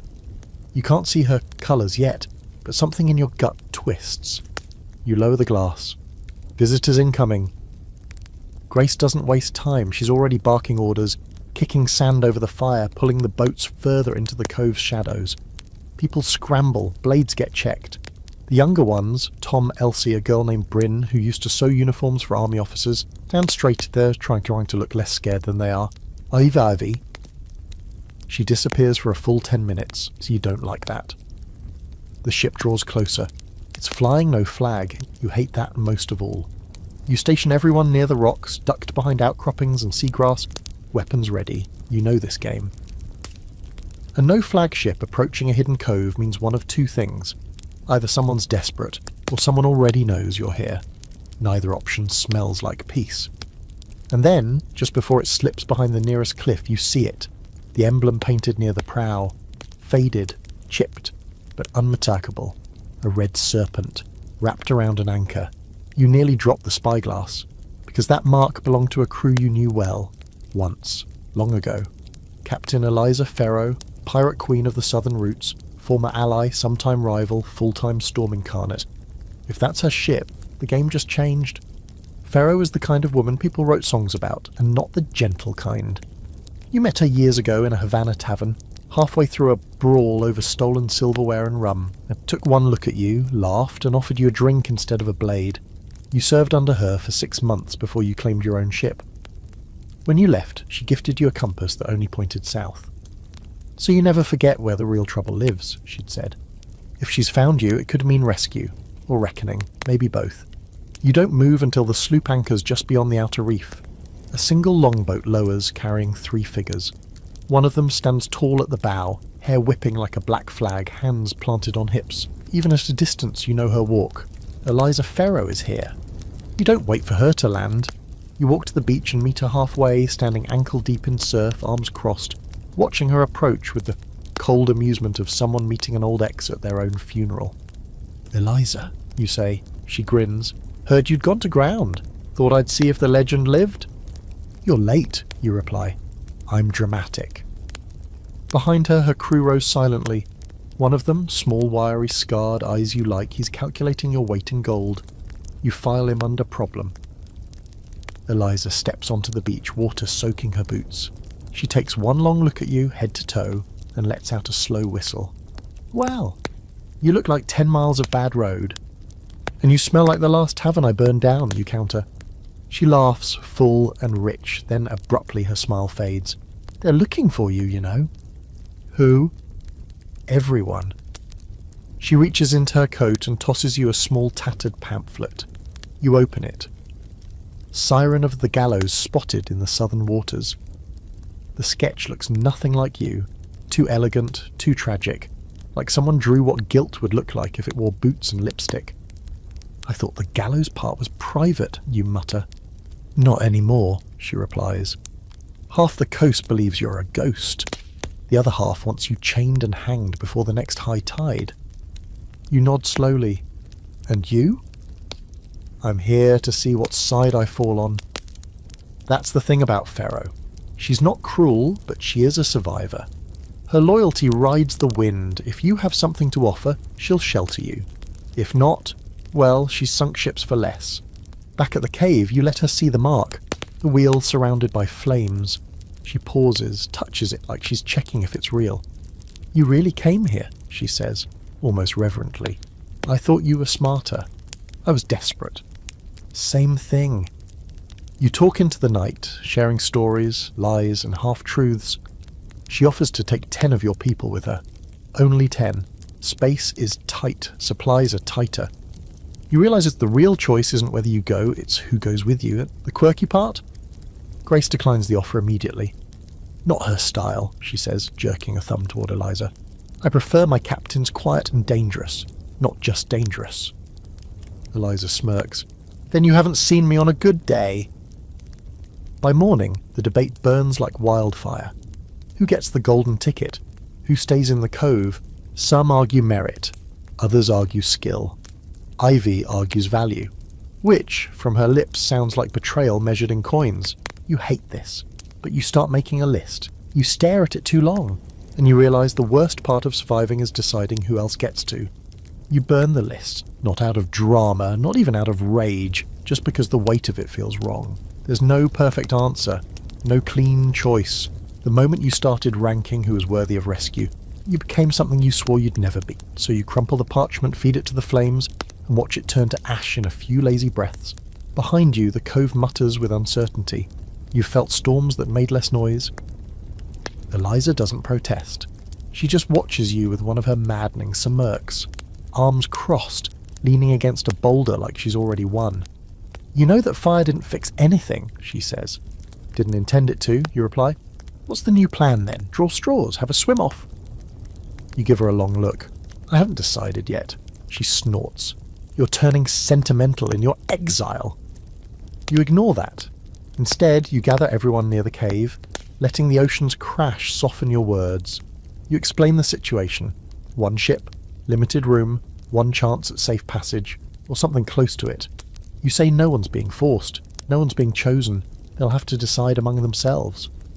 We leave in 2 days, you say. If you want to go with Pharaoh, tell her directly. If you want to stay, start prepping this cave like you live here. There's silence. Then Cora stands up, hands on her hips, and says, We're going to fight about this, aren't we? Grace mutters, Obviously.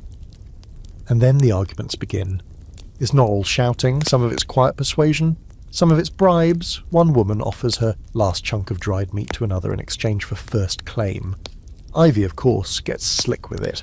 She starts whispering about alliances, about who's most useful, who's owed what. You don't like the way people lean in to listen. Tom comes to you later, face flushed. I don't want to leave, he says.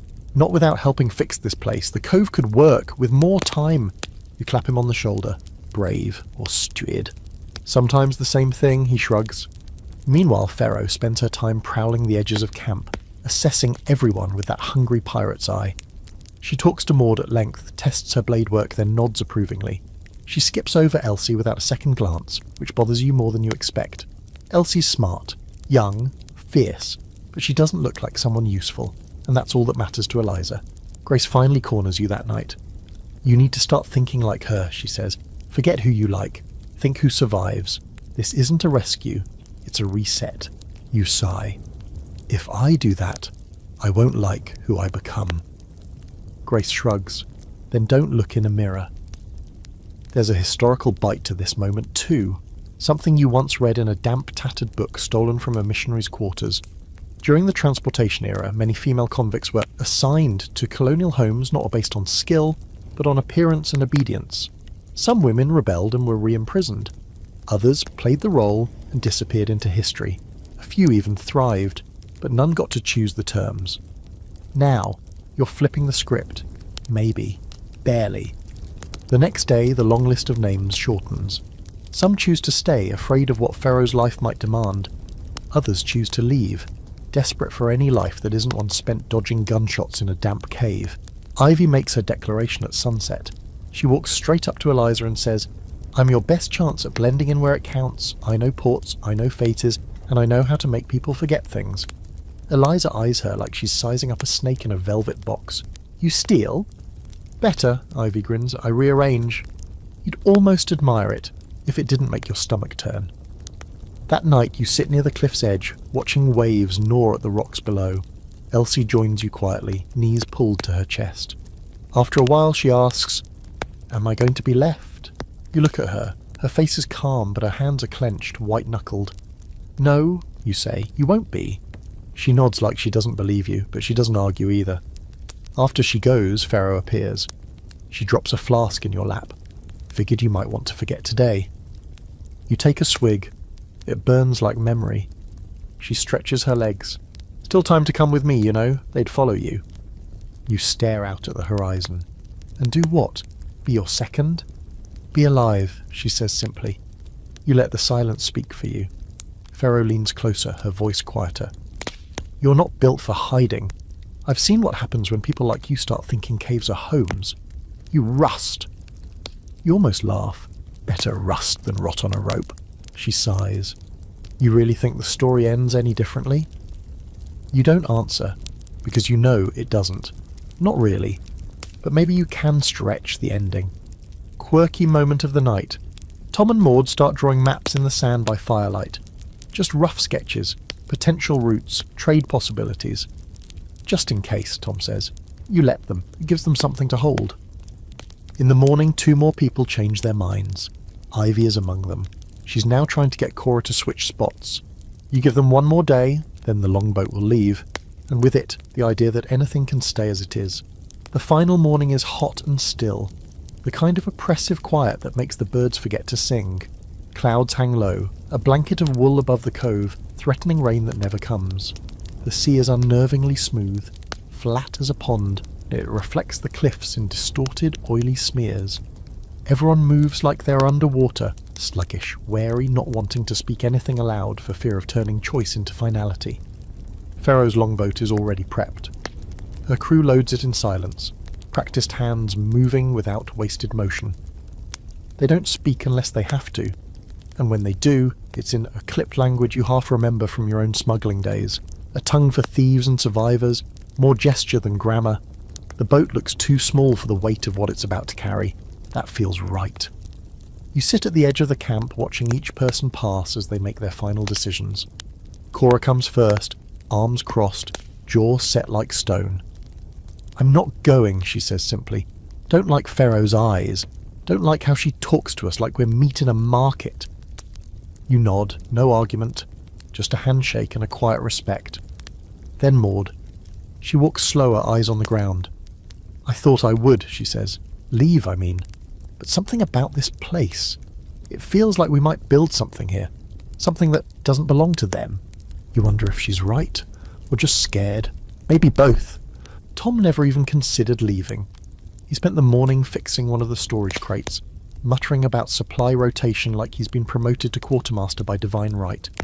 When you asked him why he wasn't saying goodbye to anyone, he said, "Goodbyes for people who plan to stay gone." Elsie surprises you. She walks up, satchel over her shoulder, and says, "I'm going with her." You blink. "You sure?" She nods, lip trembling, but her voice is firm. "You can't protect everyone, and I don't want to be one more weight you have to carry. I need to see what's out there." You nod slowly. "Watch Ivy." She grins, quick and fierce. "Already planned too." Then Ivy herself appears, looking smug. Of course she's going. She's packed, perfumed and polished, though the latter is probably just sweat in the rising heat. She glances at you once, a flicker of something unreadable in her eyes. "Try not to die," she says sweetly. You reply, "Only if you promise not to come back." The last to make the call is Grace. She walks the camp in slow loops all morning, checking supplies, reinforcing the cliffside lean-to, speaking with people in hushed tones. She sharpens her knives, sharpens other people's knives, watches the sky. When you finally ask, she shrugs. "I'm staying." You don't push, you just breathe. At midday, the chosen few gather on the sand. Eliza Ferro stands like a general at a private coronation, watching her new recruits with amusement and calculation. She counts heads, nods, and then turns to you. "This is a bad plan," she says. You smile. "It's the only one we've got." She pulls something from her coat and hands it to you. A scrap of old parchment, water-stained, torn at the edges. It's another map, one of the trade routes she's been running lately. "In case you last long enough to use it," she says. You don't thank her, but you keep the map. The goodbyes are not dramatic. No tears, just quiet nods, a few firm handshakes. Ivy climbs into the longboat like she's boarding a yacht. Elsie lingers, hugging Maud, whispering something to Tom. Then she squeezes your hand hard once and climbs in after her. Ferro gives you one last look. "You've got a legend to live up to," she says. "Try not to disappoint." "Make sure my name gets a good verse," you reply. She grins and orders the crew to row. You stand at the edge of the water, arms folded, as the boat glides over the grey surface, cutting a smooth line across the mirror of the sea. You watch until they become shapes, then specks, then memory. The cove feels heavier when they're gone. You gather what's left. 10, maybe 12 people, depending on how generous you're feeling with your head count. The wind picks up a little, teasing the treetops above. The waves finally break again, soft and rhythmic, like the island's taken a breath it was holding. "Well," Grace says, stepping up beside you. "Now what?" You look around at the half-built shelters, the dwindling stores, the nervous eyes. "Now we build a home," you say. Quirky detail. That night, Tom carves a wooden plank with everyone's names. Those who stayed, those who left. He nails Sabid above the cave entrance. Calls it the roster of the reckless. You don't correct him. That evening, people are quieter. Some sleep early, others sit by the fire and stare at the flames like they're waiting for a vision. You sit on a rock above the cove, watching the sky shift into dusk, trying to remember if you've ever really stopped moving before. Even now, with the threat gone, for now, you feel the hum under your skin, like the sea might still call you back. The open debate tonight runs in your own chest. Did you make the right call? Some would say the smart move was sailing away. Start fresh, use Pharaoh, use her ship, play this legend until the next storm swallows you. But this is different. This is something you've never had. A place that might be yours, if you can hold it, if the world doesn't find you first. As the fire burns low and the crickets begin their lullaby, you pull Pharaoh's map from your coat, unfold it slowly, and trace the trade route she marked, just in case. You never know when the sea might whisper again, but for tonight, you rest. You wake to the sound of footsteps where no footsteps should be. Not the cautious shuffling of your crew, not the soft pad of Grace on patrol, but a rhythm you don't recognize, confident, measured, almost casual. It's still dark, moonlight just a smear on the sand, and the fire's nothing but a pile of glowing bones. You don't move, you listen. There's laughter too, a low chuckle, male, coming from just outside the cove entrance. Your hand slides to the knife beneath your blanket. Then another voice, female, whispering, too low to catch the words, but the tone is unmistakable. That syrupy, private way people talk when they think no one else is awake. You recognize it. It's the voice of collusion. You rise silently, stepping over the sleeping forms of Tom and Maud. Grace is missing from her usual spot by the cave mouth. You hope that means she's already noticed. As you round the curve of the rocks, you spot them. Ivy and a man. She is supposed to be gone. She was on that boat, damn it, gone with Pharaoh, sailing into the grey. Yet here she is, hair down, sleeves rolled, leaning far too close to someone who does not belong. You slip behind a boulder and watch. He's tall, lanky, with a navy jacket that doesn't quite fit. His face is turned from you, but the pistol tucked into his belt tells you all you need to know. He's not a drifter. He's military, or used to be. His boots are polished. His hands are clean. He's out of place. And Ivy, sweet, ambitious, always hiding something Ivy, is handing him something. A folded scrap of parchment. Your heart thuds once, loud and slow. They whisper a bit more. He touches her elbow. She lets him. Then he disappears into the jungle as easily as he appeared, vanishing like smoke. You step out of the shadows. Ivy, you say, voice low. She startles, but not as much as she should. Well, she says, brushing her hair back, you're up early. So are you. Her smile is all teeth. Just getting some air. You don't answer. You just stare until the smile fades. She tries again. He's no threat. Then why didn't you introduce us? She shrugs, but her eyes flinch. Didn't think you'd approve. You take a step forward, the knife still in your hand, not raised but visible. Where's the rest of Pharaoh's crew? Ivy's silence is the answer. Something went wrong out there, or maybe it went right for her. She sighs, then switches tactics. You know what I offered him? Nothing. Just a message, a name, yours if he wanted it. And did he? Her smile returns. Of course he did. Everyone wants the siren. There it is. The one truth Ivy can't keep inside. She's not here for survival. She's here to ride your legend like a wave. You don't kill her. Not yet. But you do call Grace. And when Grace arrives, half asleep, blade in hand, you explain. Ivy protests, lies, spins some story about a lost contact, a possible alliance, away off the island that doesn't involve Pharaoh or another burning ship. But her voice wavers, and that's enough. You exile her. Not death, not chains. You give her a satchel of food, a canteen, and the map Pharaoh gave you, only it leads nowhere. A scribbled trail to a reef long since swallowed. Find your own legend, you say. She spits in the sand, wipes her mouth, and walks. She doesn't look back. Later, Tom asks where she went. You say she had a choice. He doesn't ask again. The next few days are tense. The jungle feels closer, the air heavier. You start rotating watch more frequently. posting lookouts along the ridgeline even during the day. There's no sign of the man Ivy met, no other footprints, no gunshots in the distance. But that doesn't mean you're safe. You never are, and the others feel it too. Cora sharpens her blade twice as often. Maud sleeps with a spear beside her. Elsie, now back from Pharaoh's ranks, patrols the cove at dawn and dusk like it's her personal vendetta. You try to focus on the bigger picture. The cove needs reinforcing, the cliff paths are slippery and crumbling. Tom suggests setting traps. You approve. Maud finds a freshwater spring half a mile inland, sweet relief since the last of your stored water has begun to smell like death. Grace oversees hunting, and for once returns with a rabbit instead of bad news. It feels almost like a reset, but not quite, because Ivy isn't the first and she won't be the last. You know that now. There's always someone waiting to trade your life for a name. It's a historical truth too. Female pirates, real ones, rarely made it out clean. Those who weren't hanged were sold out by lovers, betrayed by the crew, or disappeared into new identities. Mary Red died in prison. Anne Bonny vanished into legend. Ching Shi? She cut a deal and retired rich. But most were turned in for coin. And you're somewhere between the gallows and the ghost. That night you sit on the bluff with Grace. She doesn't speak much, just chews on dried fish and tosses pebbles at the sea. You think she'll come back? She finally asks. You shake your head. Not alone. Grace grunts. And we'd better finish those traps. A quirky footnote to the day. Tom builds a scarecrow out of spare clothes and driftwood and plants it on the ridge with a borrowed hat. Says it'll confuse the watchful. He names it Captain Misfortune.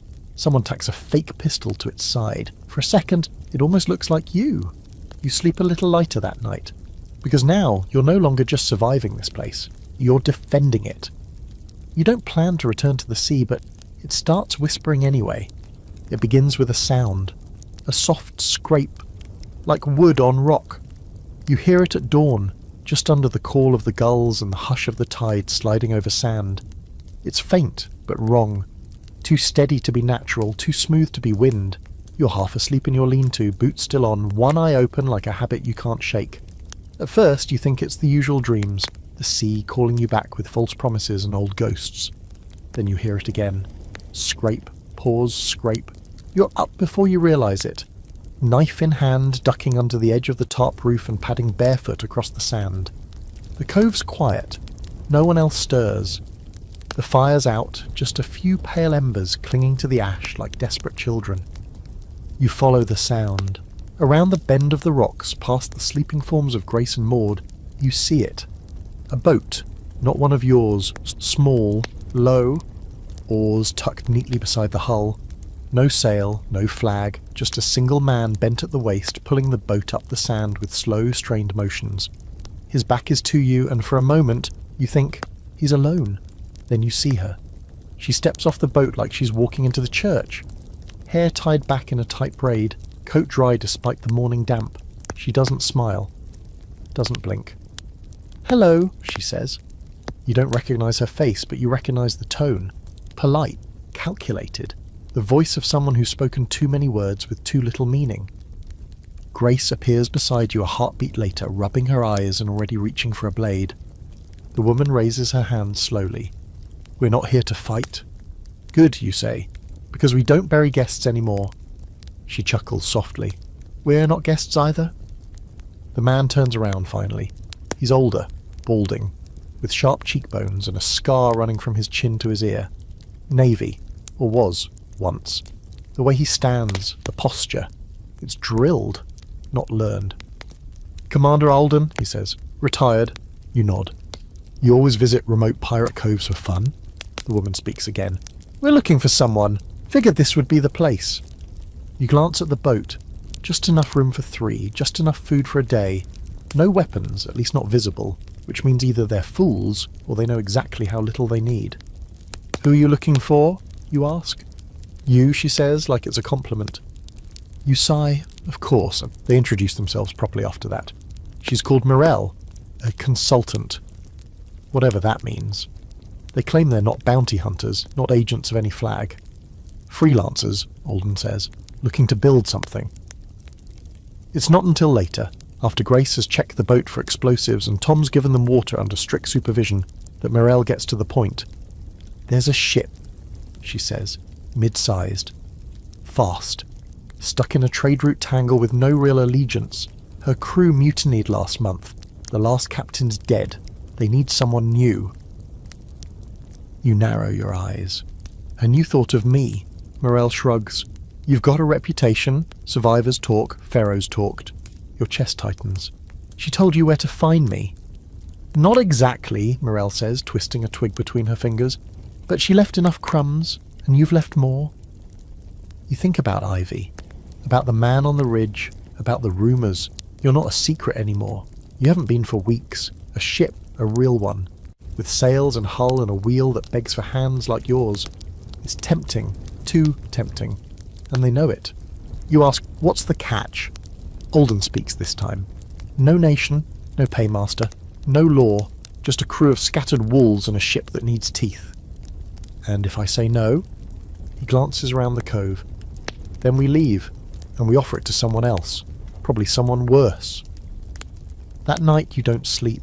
The stars above the cove shimmer like coins just out of reach. You sit on the bluff again, elbows on knees, staring at the horizon, where that ship might be. You can almost hear the rigging creak, feel the sway, remember what it's like to command wind and wood and salt, and then Grace joins you. "So?" she asks. You say nothing. She doesn't push. She just hands you a scrap of paper, a sketch drawn in charcoal, a rough outline of a ship with tall masts and cannons gleaming in profile. "I asked them to describe it," she says. "This is what I got." You stare at it for a long time. There's an open debate in your chest now. Go or stay? Reclaim what you were? Or try to shape what you are becoming? A captain again? A leader?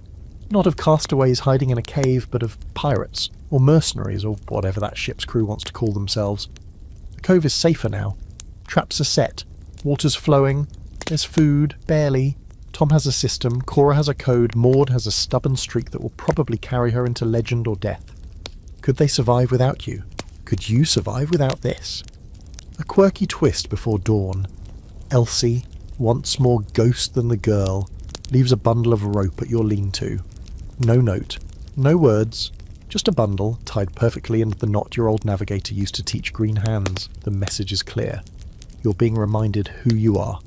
In the dark, you close your eyes and speak to no one in particular. "I'm tired," you say it aloud. The wind doesn't answer, but the sea breathes in the dark and waits. You give yourself one day to decide. Just one. It's not a deadline anyone sets. Not a demand made by Morel or Alden or even Grace, but something internal. A ticking that started the moment that charcoal sketch of the ship hit your palm. You know this feeling. It's the same one you had years ago, sitting in the hold of a stolen merchant vessel, salt in your hair, blood on your knuckles, staring at the captain's dying eyes and realizing you'd become something. Not just a thief, not just a liar, but a force. Now, standing at the edge of the cove with that same weight in your chest, you feel it again. But back then you had nothing to lose. Now you do. The sun crawls over the cliffs like a reluctant apology, casting long golden stripes across the sand. The tide is out. Tom is inspecting fishing nets with the fussy intensity of a man avoiding bigger questions. Cora's whittling a spear. Maud is talking to the chickens like they're her political counsel. Grace, of course, is watching you. "Should have flipped a coin," she says at one point. You grunt. Can't flip a coin for something this big. "You could," she replies. "You just hate yourself for listening to it." You spend part of the morning walking the perimeter, checking traps, pretending you're still the cautious leader who prefers stone to sail. You pause at the scarecrow, Captain Misfortune. Someone's replaced its wooden arm with a driftwood cutlass and added a seashell eye patch. You almost smile. Almost. Morel watches you from the shade, calm as ever. She doesn't push, doesn't repeat her offer, which somehow makes it harder to ignore. She's too practiced at this, letting the idea bloom inside you, letting it grow roots before you even notice you're watering it. Around midday, you catch Alden speaking quietly to Elsie near the cliff's edge. She's nodding, listening. The look in her eyes is that of someone remembering who they used to want to be. You wonder if she's imagining herself in the crow's nest of that ship, knife in her boot, wind in her hair. You wonder if you're imagining it too. You call a meeting in the late afternoon. Not everyone comes. You don't take it personally. The ones who do sit in a loose ring on the sand. Grace beside you, Tom fidgeting with a frayed rope, Maud chewing on the end of a reed, and Cora squinting like she's waiting for a joke that hasn't landed. Elsie sits slightly apart, hands folded, but her eyes never leave yours.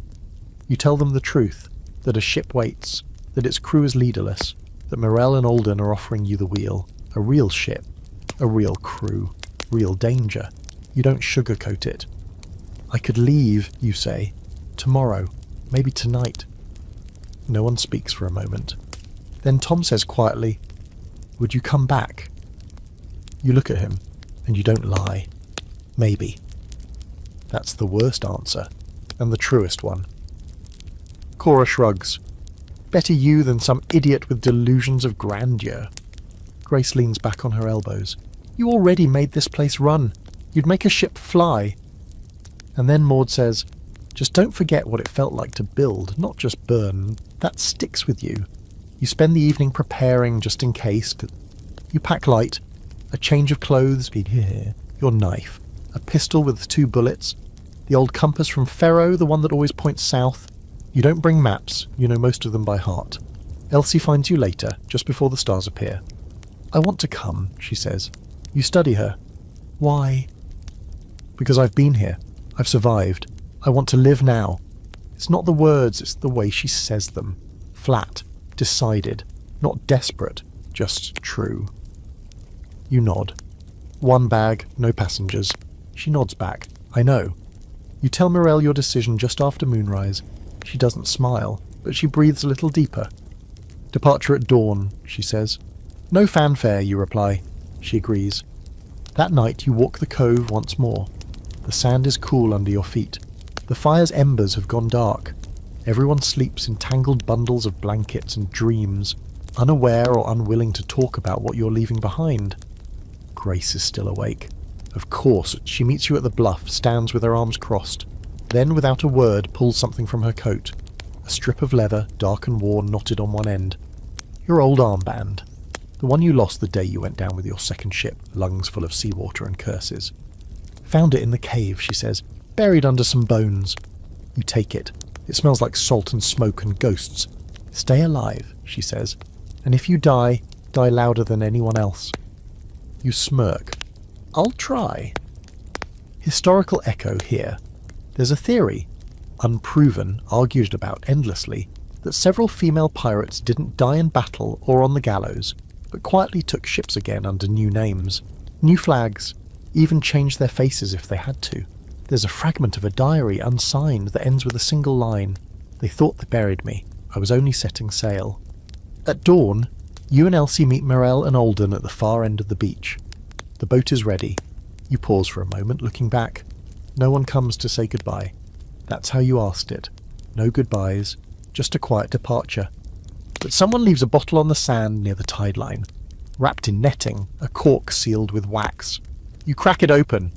Inside, a tiny scrap of cloth with one word scrawled on it. Captain. You pocket it. The boat pushes off. The cove gets smaller behind you, wrapped in morning fog. And ahead, on the horizon, you see it.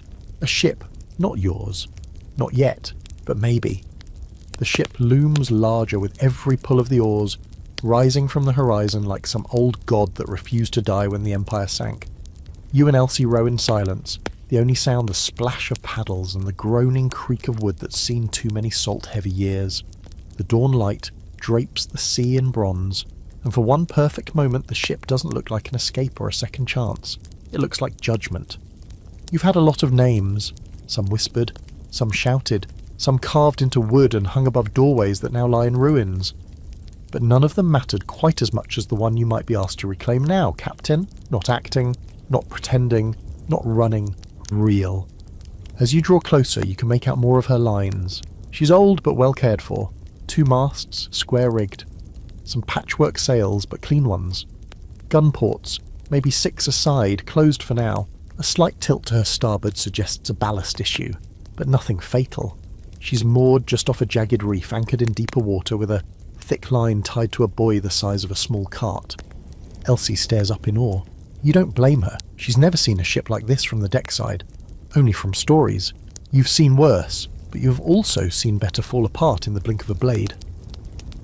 Mirelle stands near the boarding net, waiting. She's not smiling, but her posture has shifted, shoulders squared, chin high. She knows what this ship means, not just to you, but to her, to whatever plans she's wrapped you in. Alden nods from behind her, his expression still unreadable. You've decided he's the type that won't show emotion unless someone's bleeding or marrying into his family. You tie the boat off and climb up, boots slipping just once on this rope ladder. Elsie follows, not graceful but determined. Her hand grazes the edge of the hull like she's making a promise to it. You set foot on deck and let the moment hang. The wind catches your coat just right, and you feel it, that click, deep in the chest, like a door opening you didn't know was locked. The crew gathers slowly. 15 of them, men and women, some old, some not.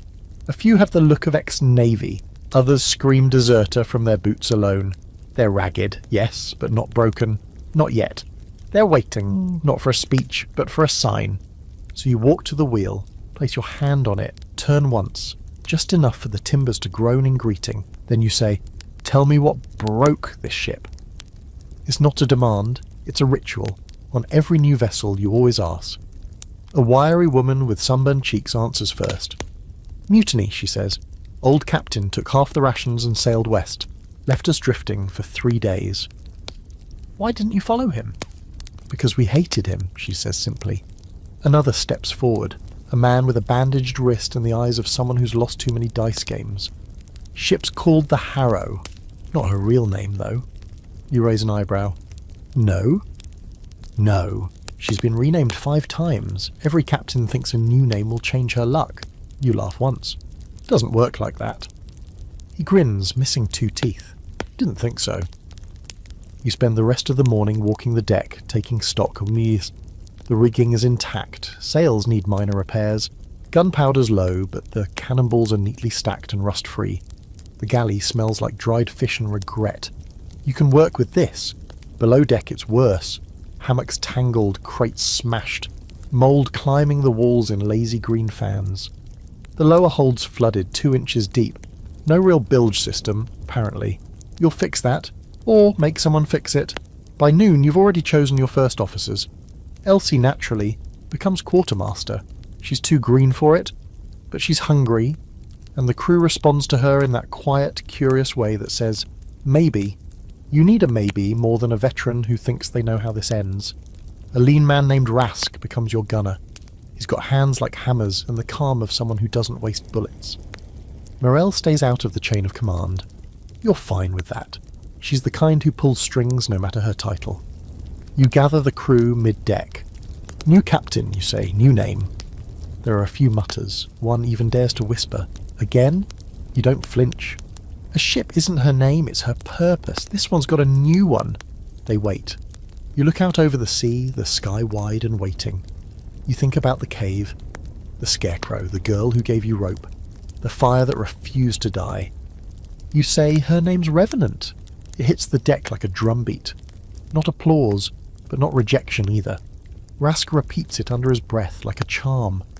Revenant, something returned from the dead, something that should have stayed gone. You like that? A quirky side moment. One of the crew tries to offer you a parrot. Apparently it belonged to the last captain. You decline. It curses in 3 languages and makes a sound like vomiting every time someone says sail. You raise anchor at dusk. Not far, just turn around the reef, a test run. She moves slow at first, resistant. But the sails catch eventually. And when they do, oh, she moves. Not fast, not yet, but proud. She remembers. At the wheel you stand tall, boots braced, coat flaring. You give no orders for a while. Just feel her, like dancing with a lover who once tried to kill you. There's an open question behind every eye on deck. What kind of captain will you be? They'll find out. Tonight's a test, tomorrow maybe a raid, or a rescue, or a reckoning. But for now you're sailing. Not as a fugitive, and not as a symbol, but as a captain, again. You don't sleep the first night at sea. You lie in the captain's quarters, boots off but knife still strapped to your thigh, staring at the warped beams above your head, while the Harrow, no, Revenant, creaks and breathes around you. The mattress smells like mildew and whatever dreams the last captain died with. You keep the lantern low, the oil burning in slow flickering waves, casting your shadow like a question mark across the wall. The crew is quiet. Too quiet. You've given them just enough orders to keep them busy and not enough to make them hate you. Yet.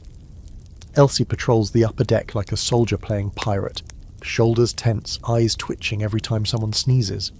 Rask has his gunners cleaning barrels by moonlight. You didn't ask for that. You're impressed. And a little suspicious. Men who take initiative are either planning mutiny or hoping for medals. Sometimes both.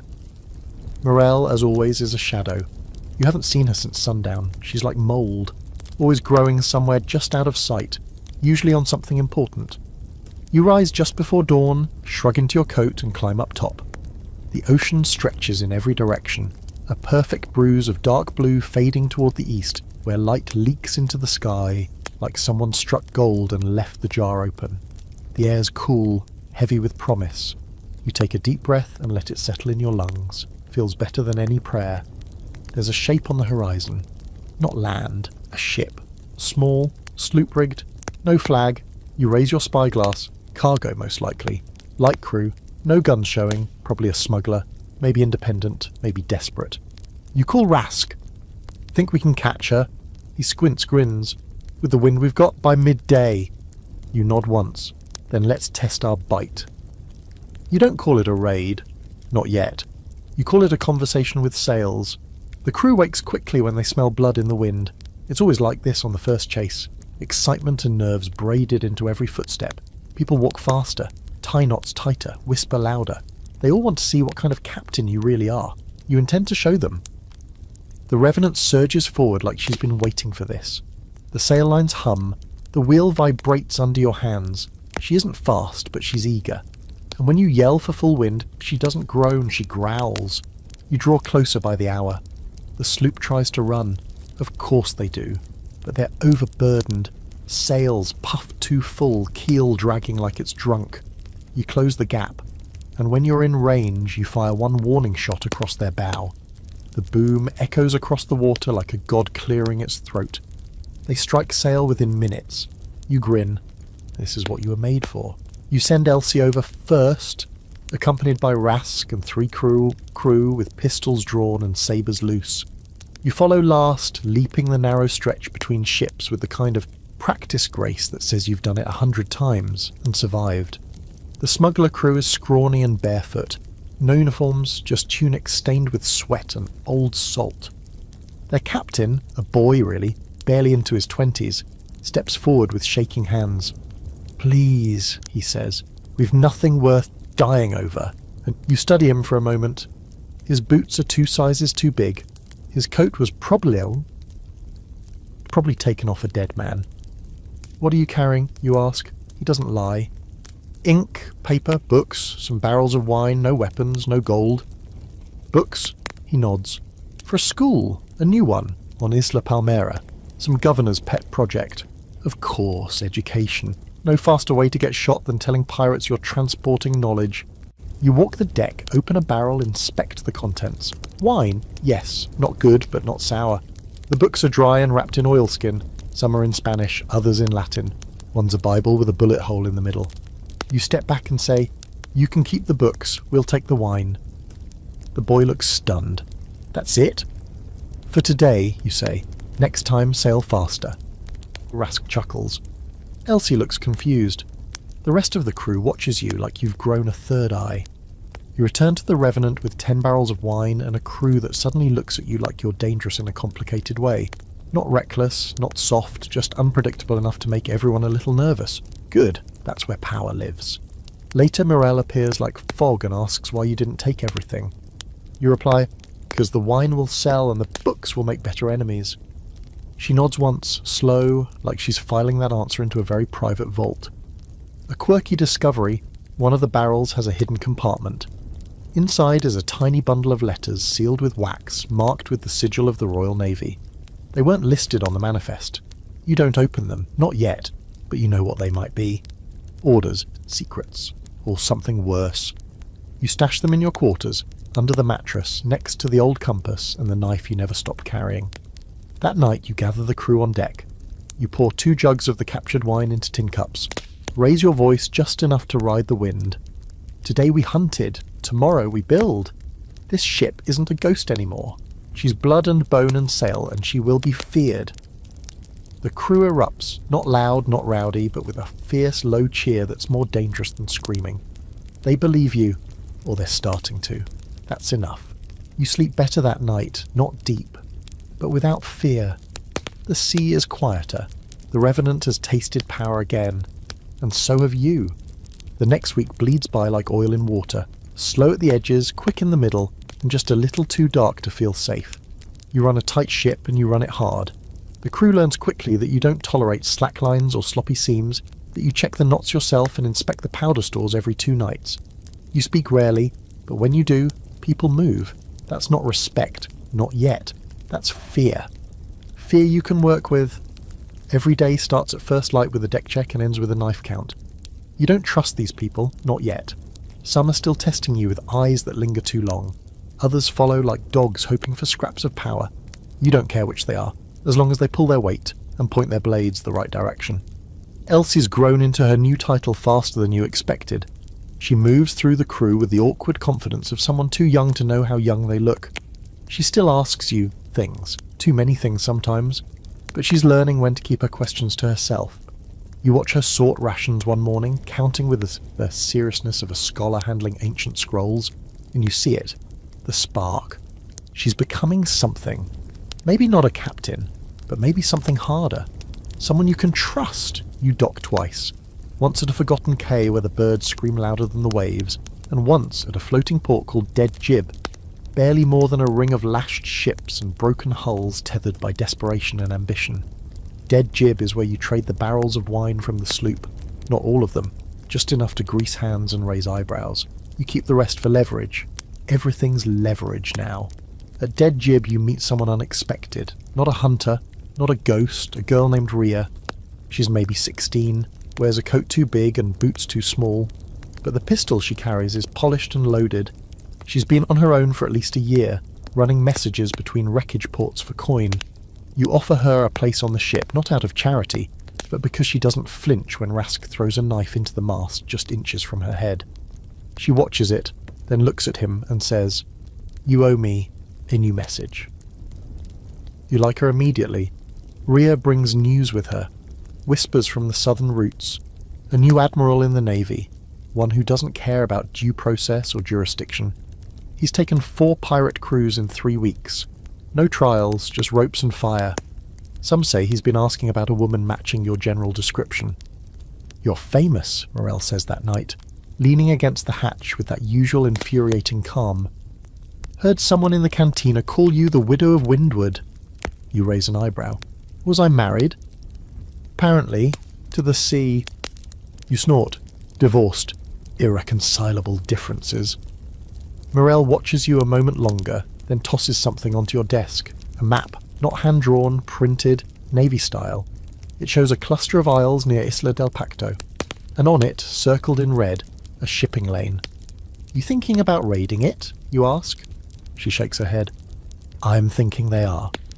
"They?" She points to a strange mark on the map, an unfamiliar symbol, jagged and looping, stamped in ink you can't quite place. There's a new crew forming. Call themselves the Coil. Real coordinated, real quiet. No one knows who leads them. You run your thumb over the mark. You think they're a threat. I think they're a message, same as you. That night you think about that. About the way your name is being twisted again. About how every new label, Siren, Widow, Revenant, feels like a mask someone else picked out for you. None of them fit, and all of them stick. There's a historical echo in it, of course. Female pirates were almost always recast as symbols, warnings or monsters, not people. Anne Bonny wasn't remembered as clever or brutal or strategic.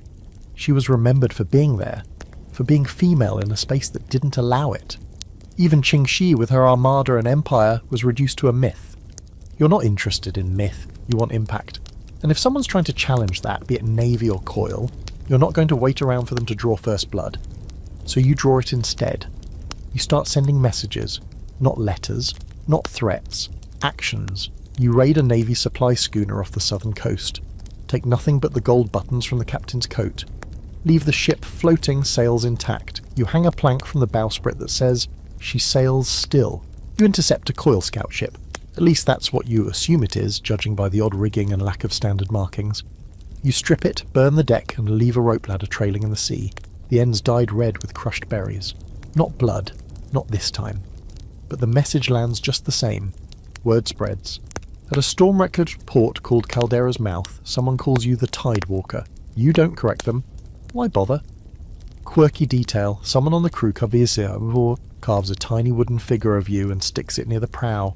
It's disturbingly accurate, except it has a crown. When you ask who did it, everyone shrugs. You keep it anyway. Elsie starts keeping a journal now. She never says what she writes, but you know it's part record, part spell. She's anchoring herself in story, writing down what the world might forget. You envy her a little for that. There's an open debate now on the ship. Are you building something, or just running faster in tighter circles? You don't answer it. Not out loud. But deep down you wonder if the sea will ever really let you stop. Because the truth is, when you stand at the wheel, hand steady, wind slicing through your coat, eyes locked on a horizon only you can name, you feel more alive than you ever did in any cave, even if it kills you. The next storm doesn't come from the sea, it comes from inside your ship. It starts with a whisper, as mutinies always do.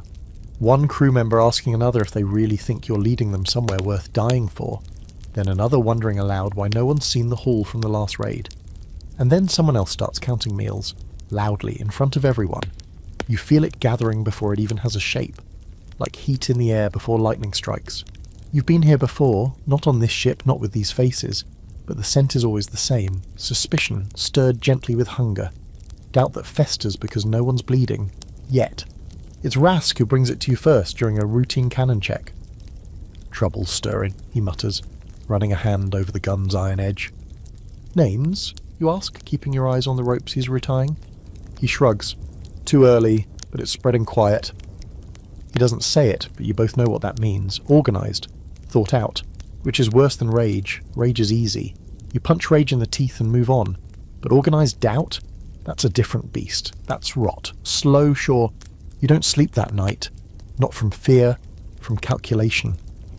You watch the moonlight paint the deck in strips. Think about every name, every role, every eye that's lingered too long when you've spoken.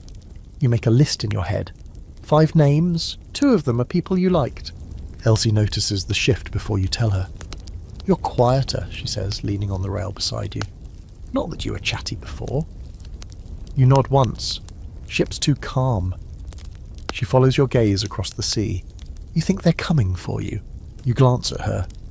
No, they're coming for what I've built. That's worse. She doesn't flinch. Then we don't let them.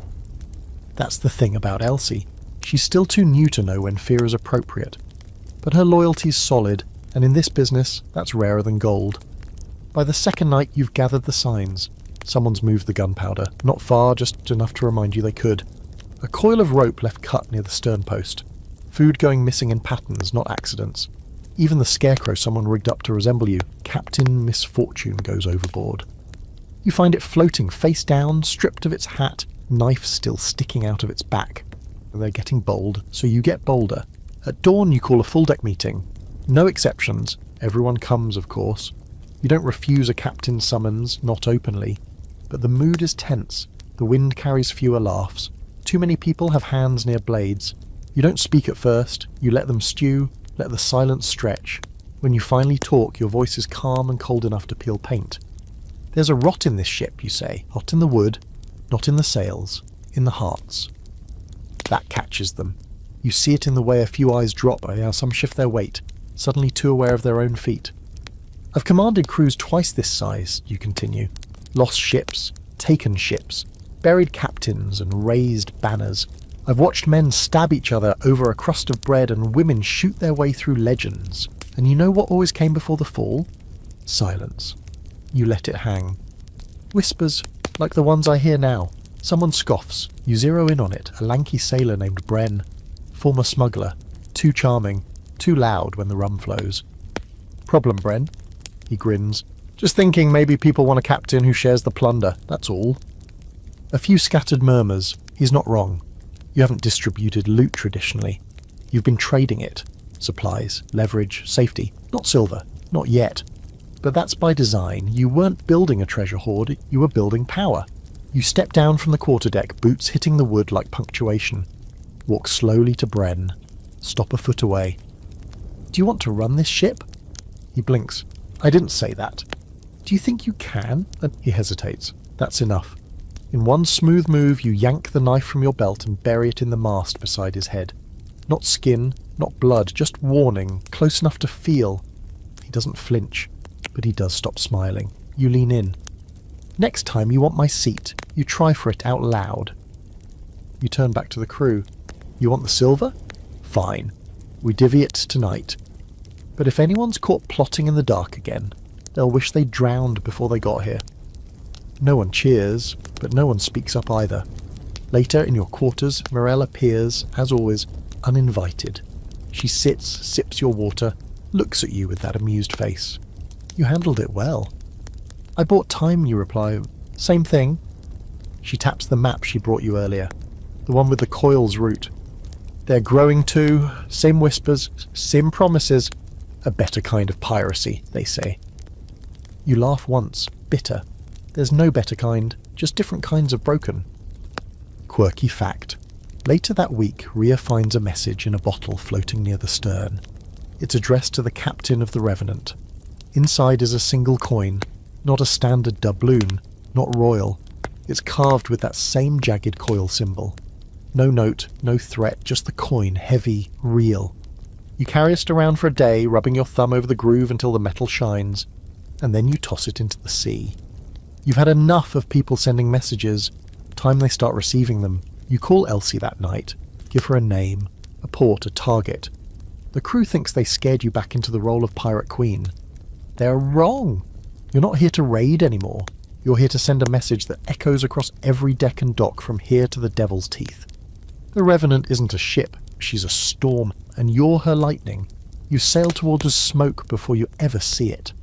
The sky tells you first. Just a dull bruise on the horizon. The kind of thick, unnatural grey that doesn't belong to any storm cloud. No thunder, no wind shift, just that heavy choked stain rising up from the sea's edge, blotting out the pale blue like someone spilled ink over a map. Rask spots it first through the spyglass. He doesn't speak. He just hands it to you, slow and grim. You raise the glass and catch it. Charred masts. A hull split wide like cracked bone. Flames licking what's left of the stern. The ship isn't moving. She's dead in the water. Sails burned down to ribs, smoke spiralling up like a final scream, and floating around her, debris, barrels, bits of plank, no survivors, not on deck anyway. Your jaw tightens, because you know that ship. It's the Gannet, a merchant vessel with questionable loyalties and a taste for overpricing essentials in outlaw ports. She was harmless, annoying, sure, but harmless. And now she's been picked clean, burned, and left like bait. The coil. Has to be. It fits too well. The jagged signature of the overkill. The way they destroy is a message, not just a tactic. You feel the shift run through your crew before anyone says a word. They recognise it too. Not just violence. Style. Orders? Elsie asks, voice clipped. You don't hesitate. Circle her, I want to see if they left a note. You approach slowly. Carefully. The air smells like resin and salt and something scorched to the bone. The fire's mostly out now, but the deck still hisses where wet and ember touch. You send a boarding team. Rhea volunteers. You watch her climb the rope like she's done it all her life. 10 minutes later, she returns. She's pale, not frightened. Pale, like the truth of what she saw drained the colour from her face. They left someone, she says. You go aboard yourself. Because sometimes the only way to understand a message is to read it in person. The survivor is tied to the mainmast. A woman, merchant crew by the look of her, stripped of uniform and gear, hands bound tight. She's alive, but barely. Face swollen, lips split, one eye half shut, but she's breathing. Someone carved something into the mast above her head. You climb closer and read it. She takes the unworthy. You don't need to ask who she is. You cut the ropes and lift the woman gently. She flinches, but doesn't scream, doesn't speak either. You carry her back across the planks like driftwood. She weighs almost nothing. Back on the Revenant, Maud tends to her wounds.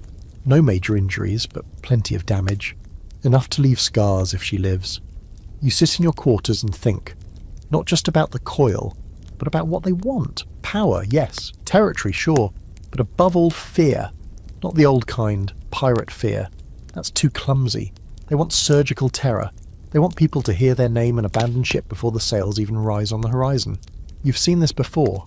Once, long ago, you sailed near a man called Captain Rix. Before he vanished into legend or flame, depending on who tells it, he used to hang fake bodies off the prow of his ship just to force surrender. It worked, until someone got tired of seeing corpses sway in the wind and set his ship on fire while he slept. The coil's smarter than Rix, but maybe not braver. Elsie enters later that night with the latest report. 3 more merchant ships vanished near Isla Ferris. Same pattern. No distress flags. Just gone. You nod. They're cutting a line, trying to control the Middle Sea. They're not subtle. They don't want to be. You decide to hit back. Not with a full raid, not yet, with information. You call Rhea, hand her a satchel of coin and a folded message written in your hand. Get this to Dead Jib. Have them pass it on to the floating tavern at Port Latch. Someone there will know what to do. She takes it without question. Elsie watches, arms crossed. You're spreading stories now? No, you say. I'm spreading bait. Quirky fact. Someone paints the Revenant's name on the mainsail in charcoal mixed with crushed berries. Looks like blood. Rhea's idea. She says it'll make sure people remember you when the coil starts writing their own myth. For once you agree. That night you hold a meeting. Not mandatory, just open. You tell the crew what happened to the Gannet. You show them the words carved into the mast. You let the quiet do most of the work. Then you say, we're not running. If they are building an empire, we'll be the one fire they can't put out. Someone, Bren, again, this time slightly more humble, says, how? They outnumber us. They've got reach. You smile, small and sharp. Because we're not trying to win. We're trying to ruin. You strike fast. Small targets. Their supply skiffs. The tiny tendrils that feed their larger ships. You don't even take anything. You just burn the food and sink the barrels. You leave ropes cut in a particular pattern. 3 coils, 2 slashed, 1 whole. They'll get the message. You leave no bodies, just noise. It starts working. By the end of the week, whispers shift. People start calling the Revenant the Unshackler. They say you free the ships that the coil traps. You let people choose what they want to be. That's the power the coil hates most. Morel finally says it aloud one night. You're not a pirate anymore. You sip your drink, stare out into the Black Sea. Never was. Then what are you? No, gang. You don't answer, because you don't know. And maybe that's the point. If the coil is a weapon, maybe you're a wound, one that never scabs over.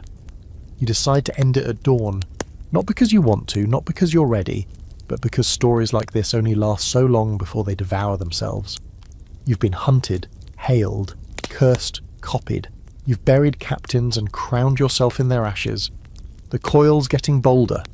You hear rumours now of a flagship, sleek, silent, black-sailed, and it's cutting through the Middle Sea like a blade through silk. It's only a matter of time before they come for you directly.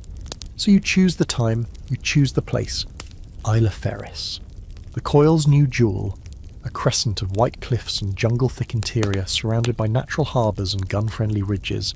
It's not a fortress yet, but it's close. If they dig in deeper, they'll become the kind of problem that generations regret. You plan to hit them hard, fast and loud. Not to destroy them. You're not arrogant enough to believe one ship can do that. But to fracture the illusion. To remind them they're mortal, to give others the spark to rise. The crew doesn't flinch when you lay it out. Not even Bren. Maybe especially not Bren. He's been different since the near mutiny. Quieter, hungrier. Raska doesn't say much either. Just sharpens his blades and starts muttering to the cannons like old friends reunited for one last heist. Elsie takes your orders with a calm that would have startled the version of her you met back on that beach. Now she's half grown into myth herself. The quartermaster coat hangs just right. The pistol doesn't tremble in her grip anymore. Rhea too is steady. She's stopped calling it a crew. Now she says we. And you? You feel heavier, not weak, just Worn, like a blade that's been in one too many fights and knows it's got one more in it. Just one. You sail under cloud cover, using the rocks near Isla Ferris as a screen. No lights, no flag, just the wind, the hull, and the thrum of something final. The Revenant moves like she's listening, like she knows this is what she was made for. Her timbers creak in rhythm, her sails hold breath. You man the wheel and say nothing. No rousing speech, no declarations, just purpose. It's a clean plan, as clean as chaos can be. You approach from the south, where the cliffside is weakest and the beach is unguarded. 2 boats, one led by Elsie, the other by Rask, hit shore first to cause a distraction. Fires, smoke screens, explosions if needed. You sail in from the harbour side once the coil scrambles. It works for quite a while. The first fire lights the jungle like a lantern. Then another, then shouting. The coil's bell tower rings once, then again. By the 3rd toll, you're slipping through their outer harbour, sails trimmed low, wind at your back. You can smell panic already. Smoke and gunpowder and the sharp metallic tang of fear. And then it happens. The coil's flagship appears, not from the docks, from beneath. She rises from a hidden slip carved into the cliff itself, lifted by ropes and pulleys and cursed engineering you've never seen before. Sleek, black, long as a cathedral, no figurehead, just that jagged symbol etched across her hull in flaked silver. You mutter, "Clever bastards." Rask doesn't wait for orders. He fires the first shot. It rings true, splinters the forward rail and sends men scrambling. But it's not enough. The coil flagship opens fire in turn. Cannonballs shriek past the Revenant's deck, one slamming into the stern and rattling you off your feet. You taste blood, wipe it from your lip. You bellow for full sails, and the Revenant obeys. You don't fight clean, you don't fight fair. You fight like a story that refuses to end. You ram once, hard enough to send coil bodies flying overboard. You duck under their cannon and arc, swing in for boarding, and send Rask across with a scream and a grin. You follow, blade in hand, boots hitting their deck like a sermon. The fight is vicious, close quarters, no rules. Elsie finds you mid-brawl, one eye bloodied, shouting orders like she was born to do it. Rhea's somewhere in the smoke, pistol flashing like a heartbeat. You cut down 3 coil fighters before you lose count. One nearly gets you with a hook. You bury your knife in his shoulder and throw him overboard with a curse. Then you see her, the coil captain, tall, pale, unsmiling and not shouting, just watching. She steps forward like she's at a dance, draws a blade that gleams red in the firelight. She doesn't announce herself. She just attacks. You parry, barely. She's fast, clean, precise, no wasted moves. Like someone who trained for years and then killed her teacher for being too slow. You match her, step for step, cut for cut. Steel sings against steel, the deck pitches, the fire roars, and around you the battle swells like a tide that won't wait. She gets in close once, too close, and whispers, "You're the story they tell little girls to keep them wild." You grin, and let's make it a good ending. You break her stance, knock her blade aside, but she doesn't fall, doesn't yield, she just smiles, and throws herself overboard. You rush to the rail, expecting a splash, but there's none. She's gone, like smoke. The coil flagship begins to crumble. Fires spread, sailcloth ignites. You shout for the Revenant. She circles back like a loyal dog, lines ready. Your crew scrambles aboard. Elsie last. You pull her up just as the coil ship begins to sink. You sail away at full tilt, limping, scorched but whole. Barely. The cove where you hide afterward is narrow, dark, quiet. Wounds are tended. Numbers are counted. The woman from the Gannet, still alive, sits in the corner, finally speaking. "I thought you were a myth," she tells you. You shrug. Sometimes I think that too. Quirky fact, someone finds the scarecrow again. Captain Misfortune, washed up on shore, still intact, biased. You tie it to the mast this time. Give it a second chance, like the rest of you. There's an open question now hanging over every hammock and hanging lantern. What happens next? The coil isn't dead, but they're bleeding. And so are you. The sea's quiet again. But it won't stay that way. Still for tonight, your ship floats, your crew breathes, and you sit at the wheel, wrap your coat tight, and stare at the horizon. You don't know what name they'll give you next, but whatever it is, you'll earn it.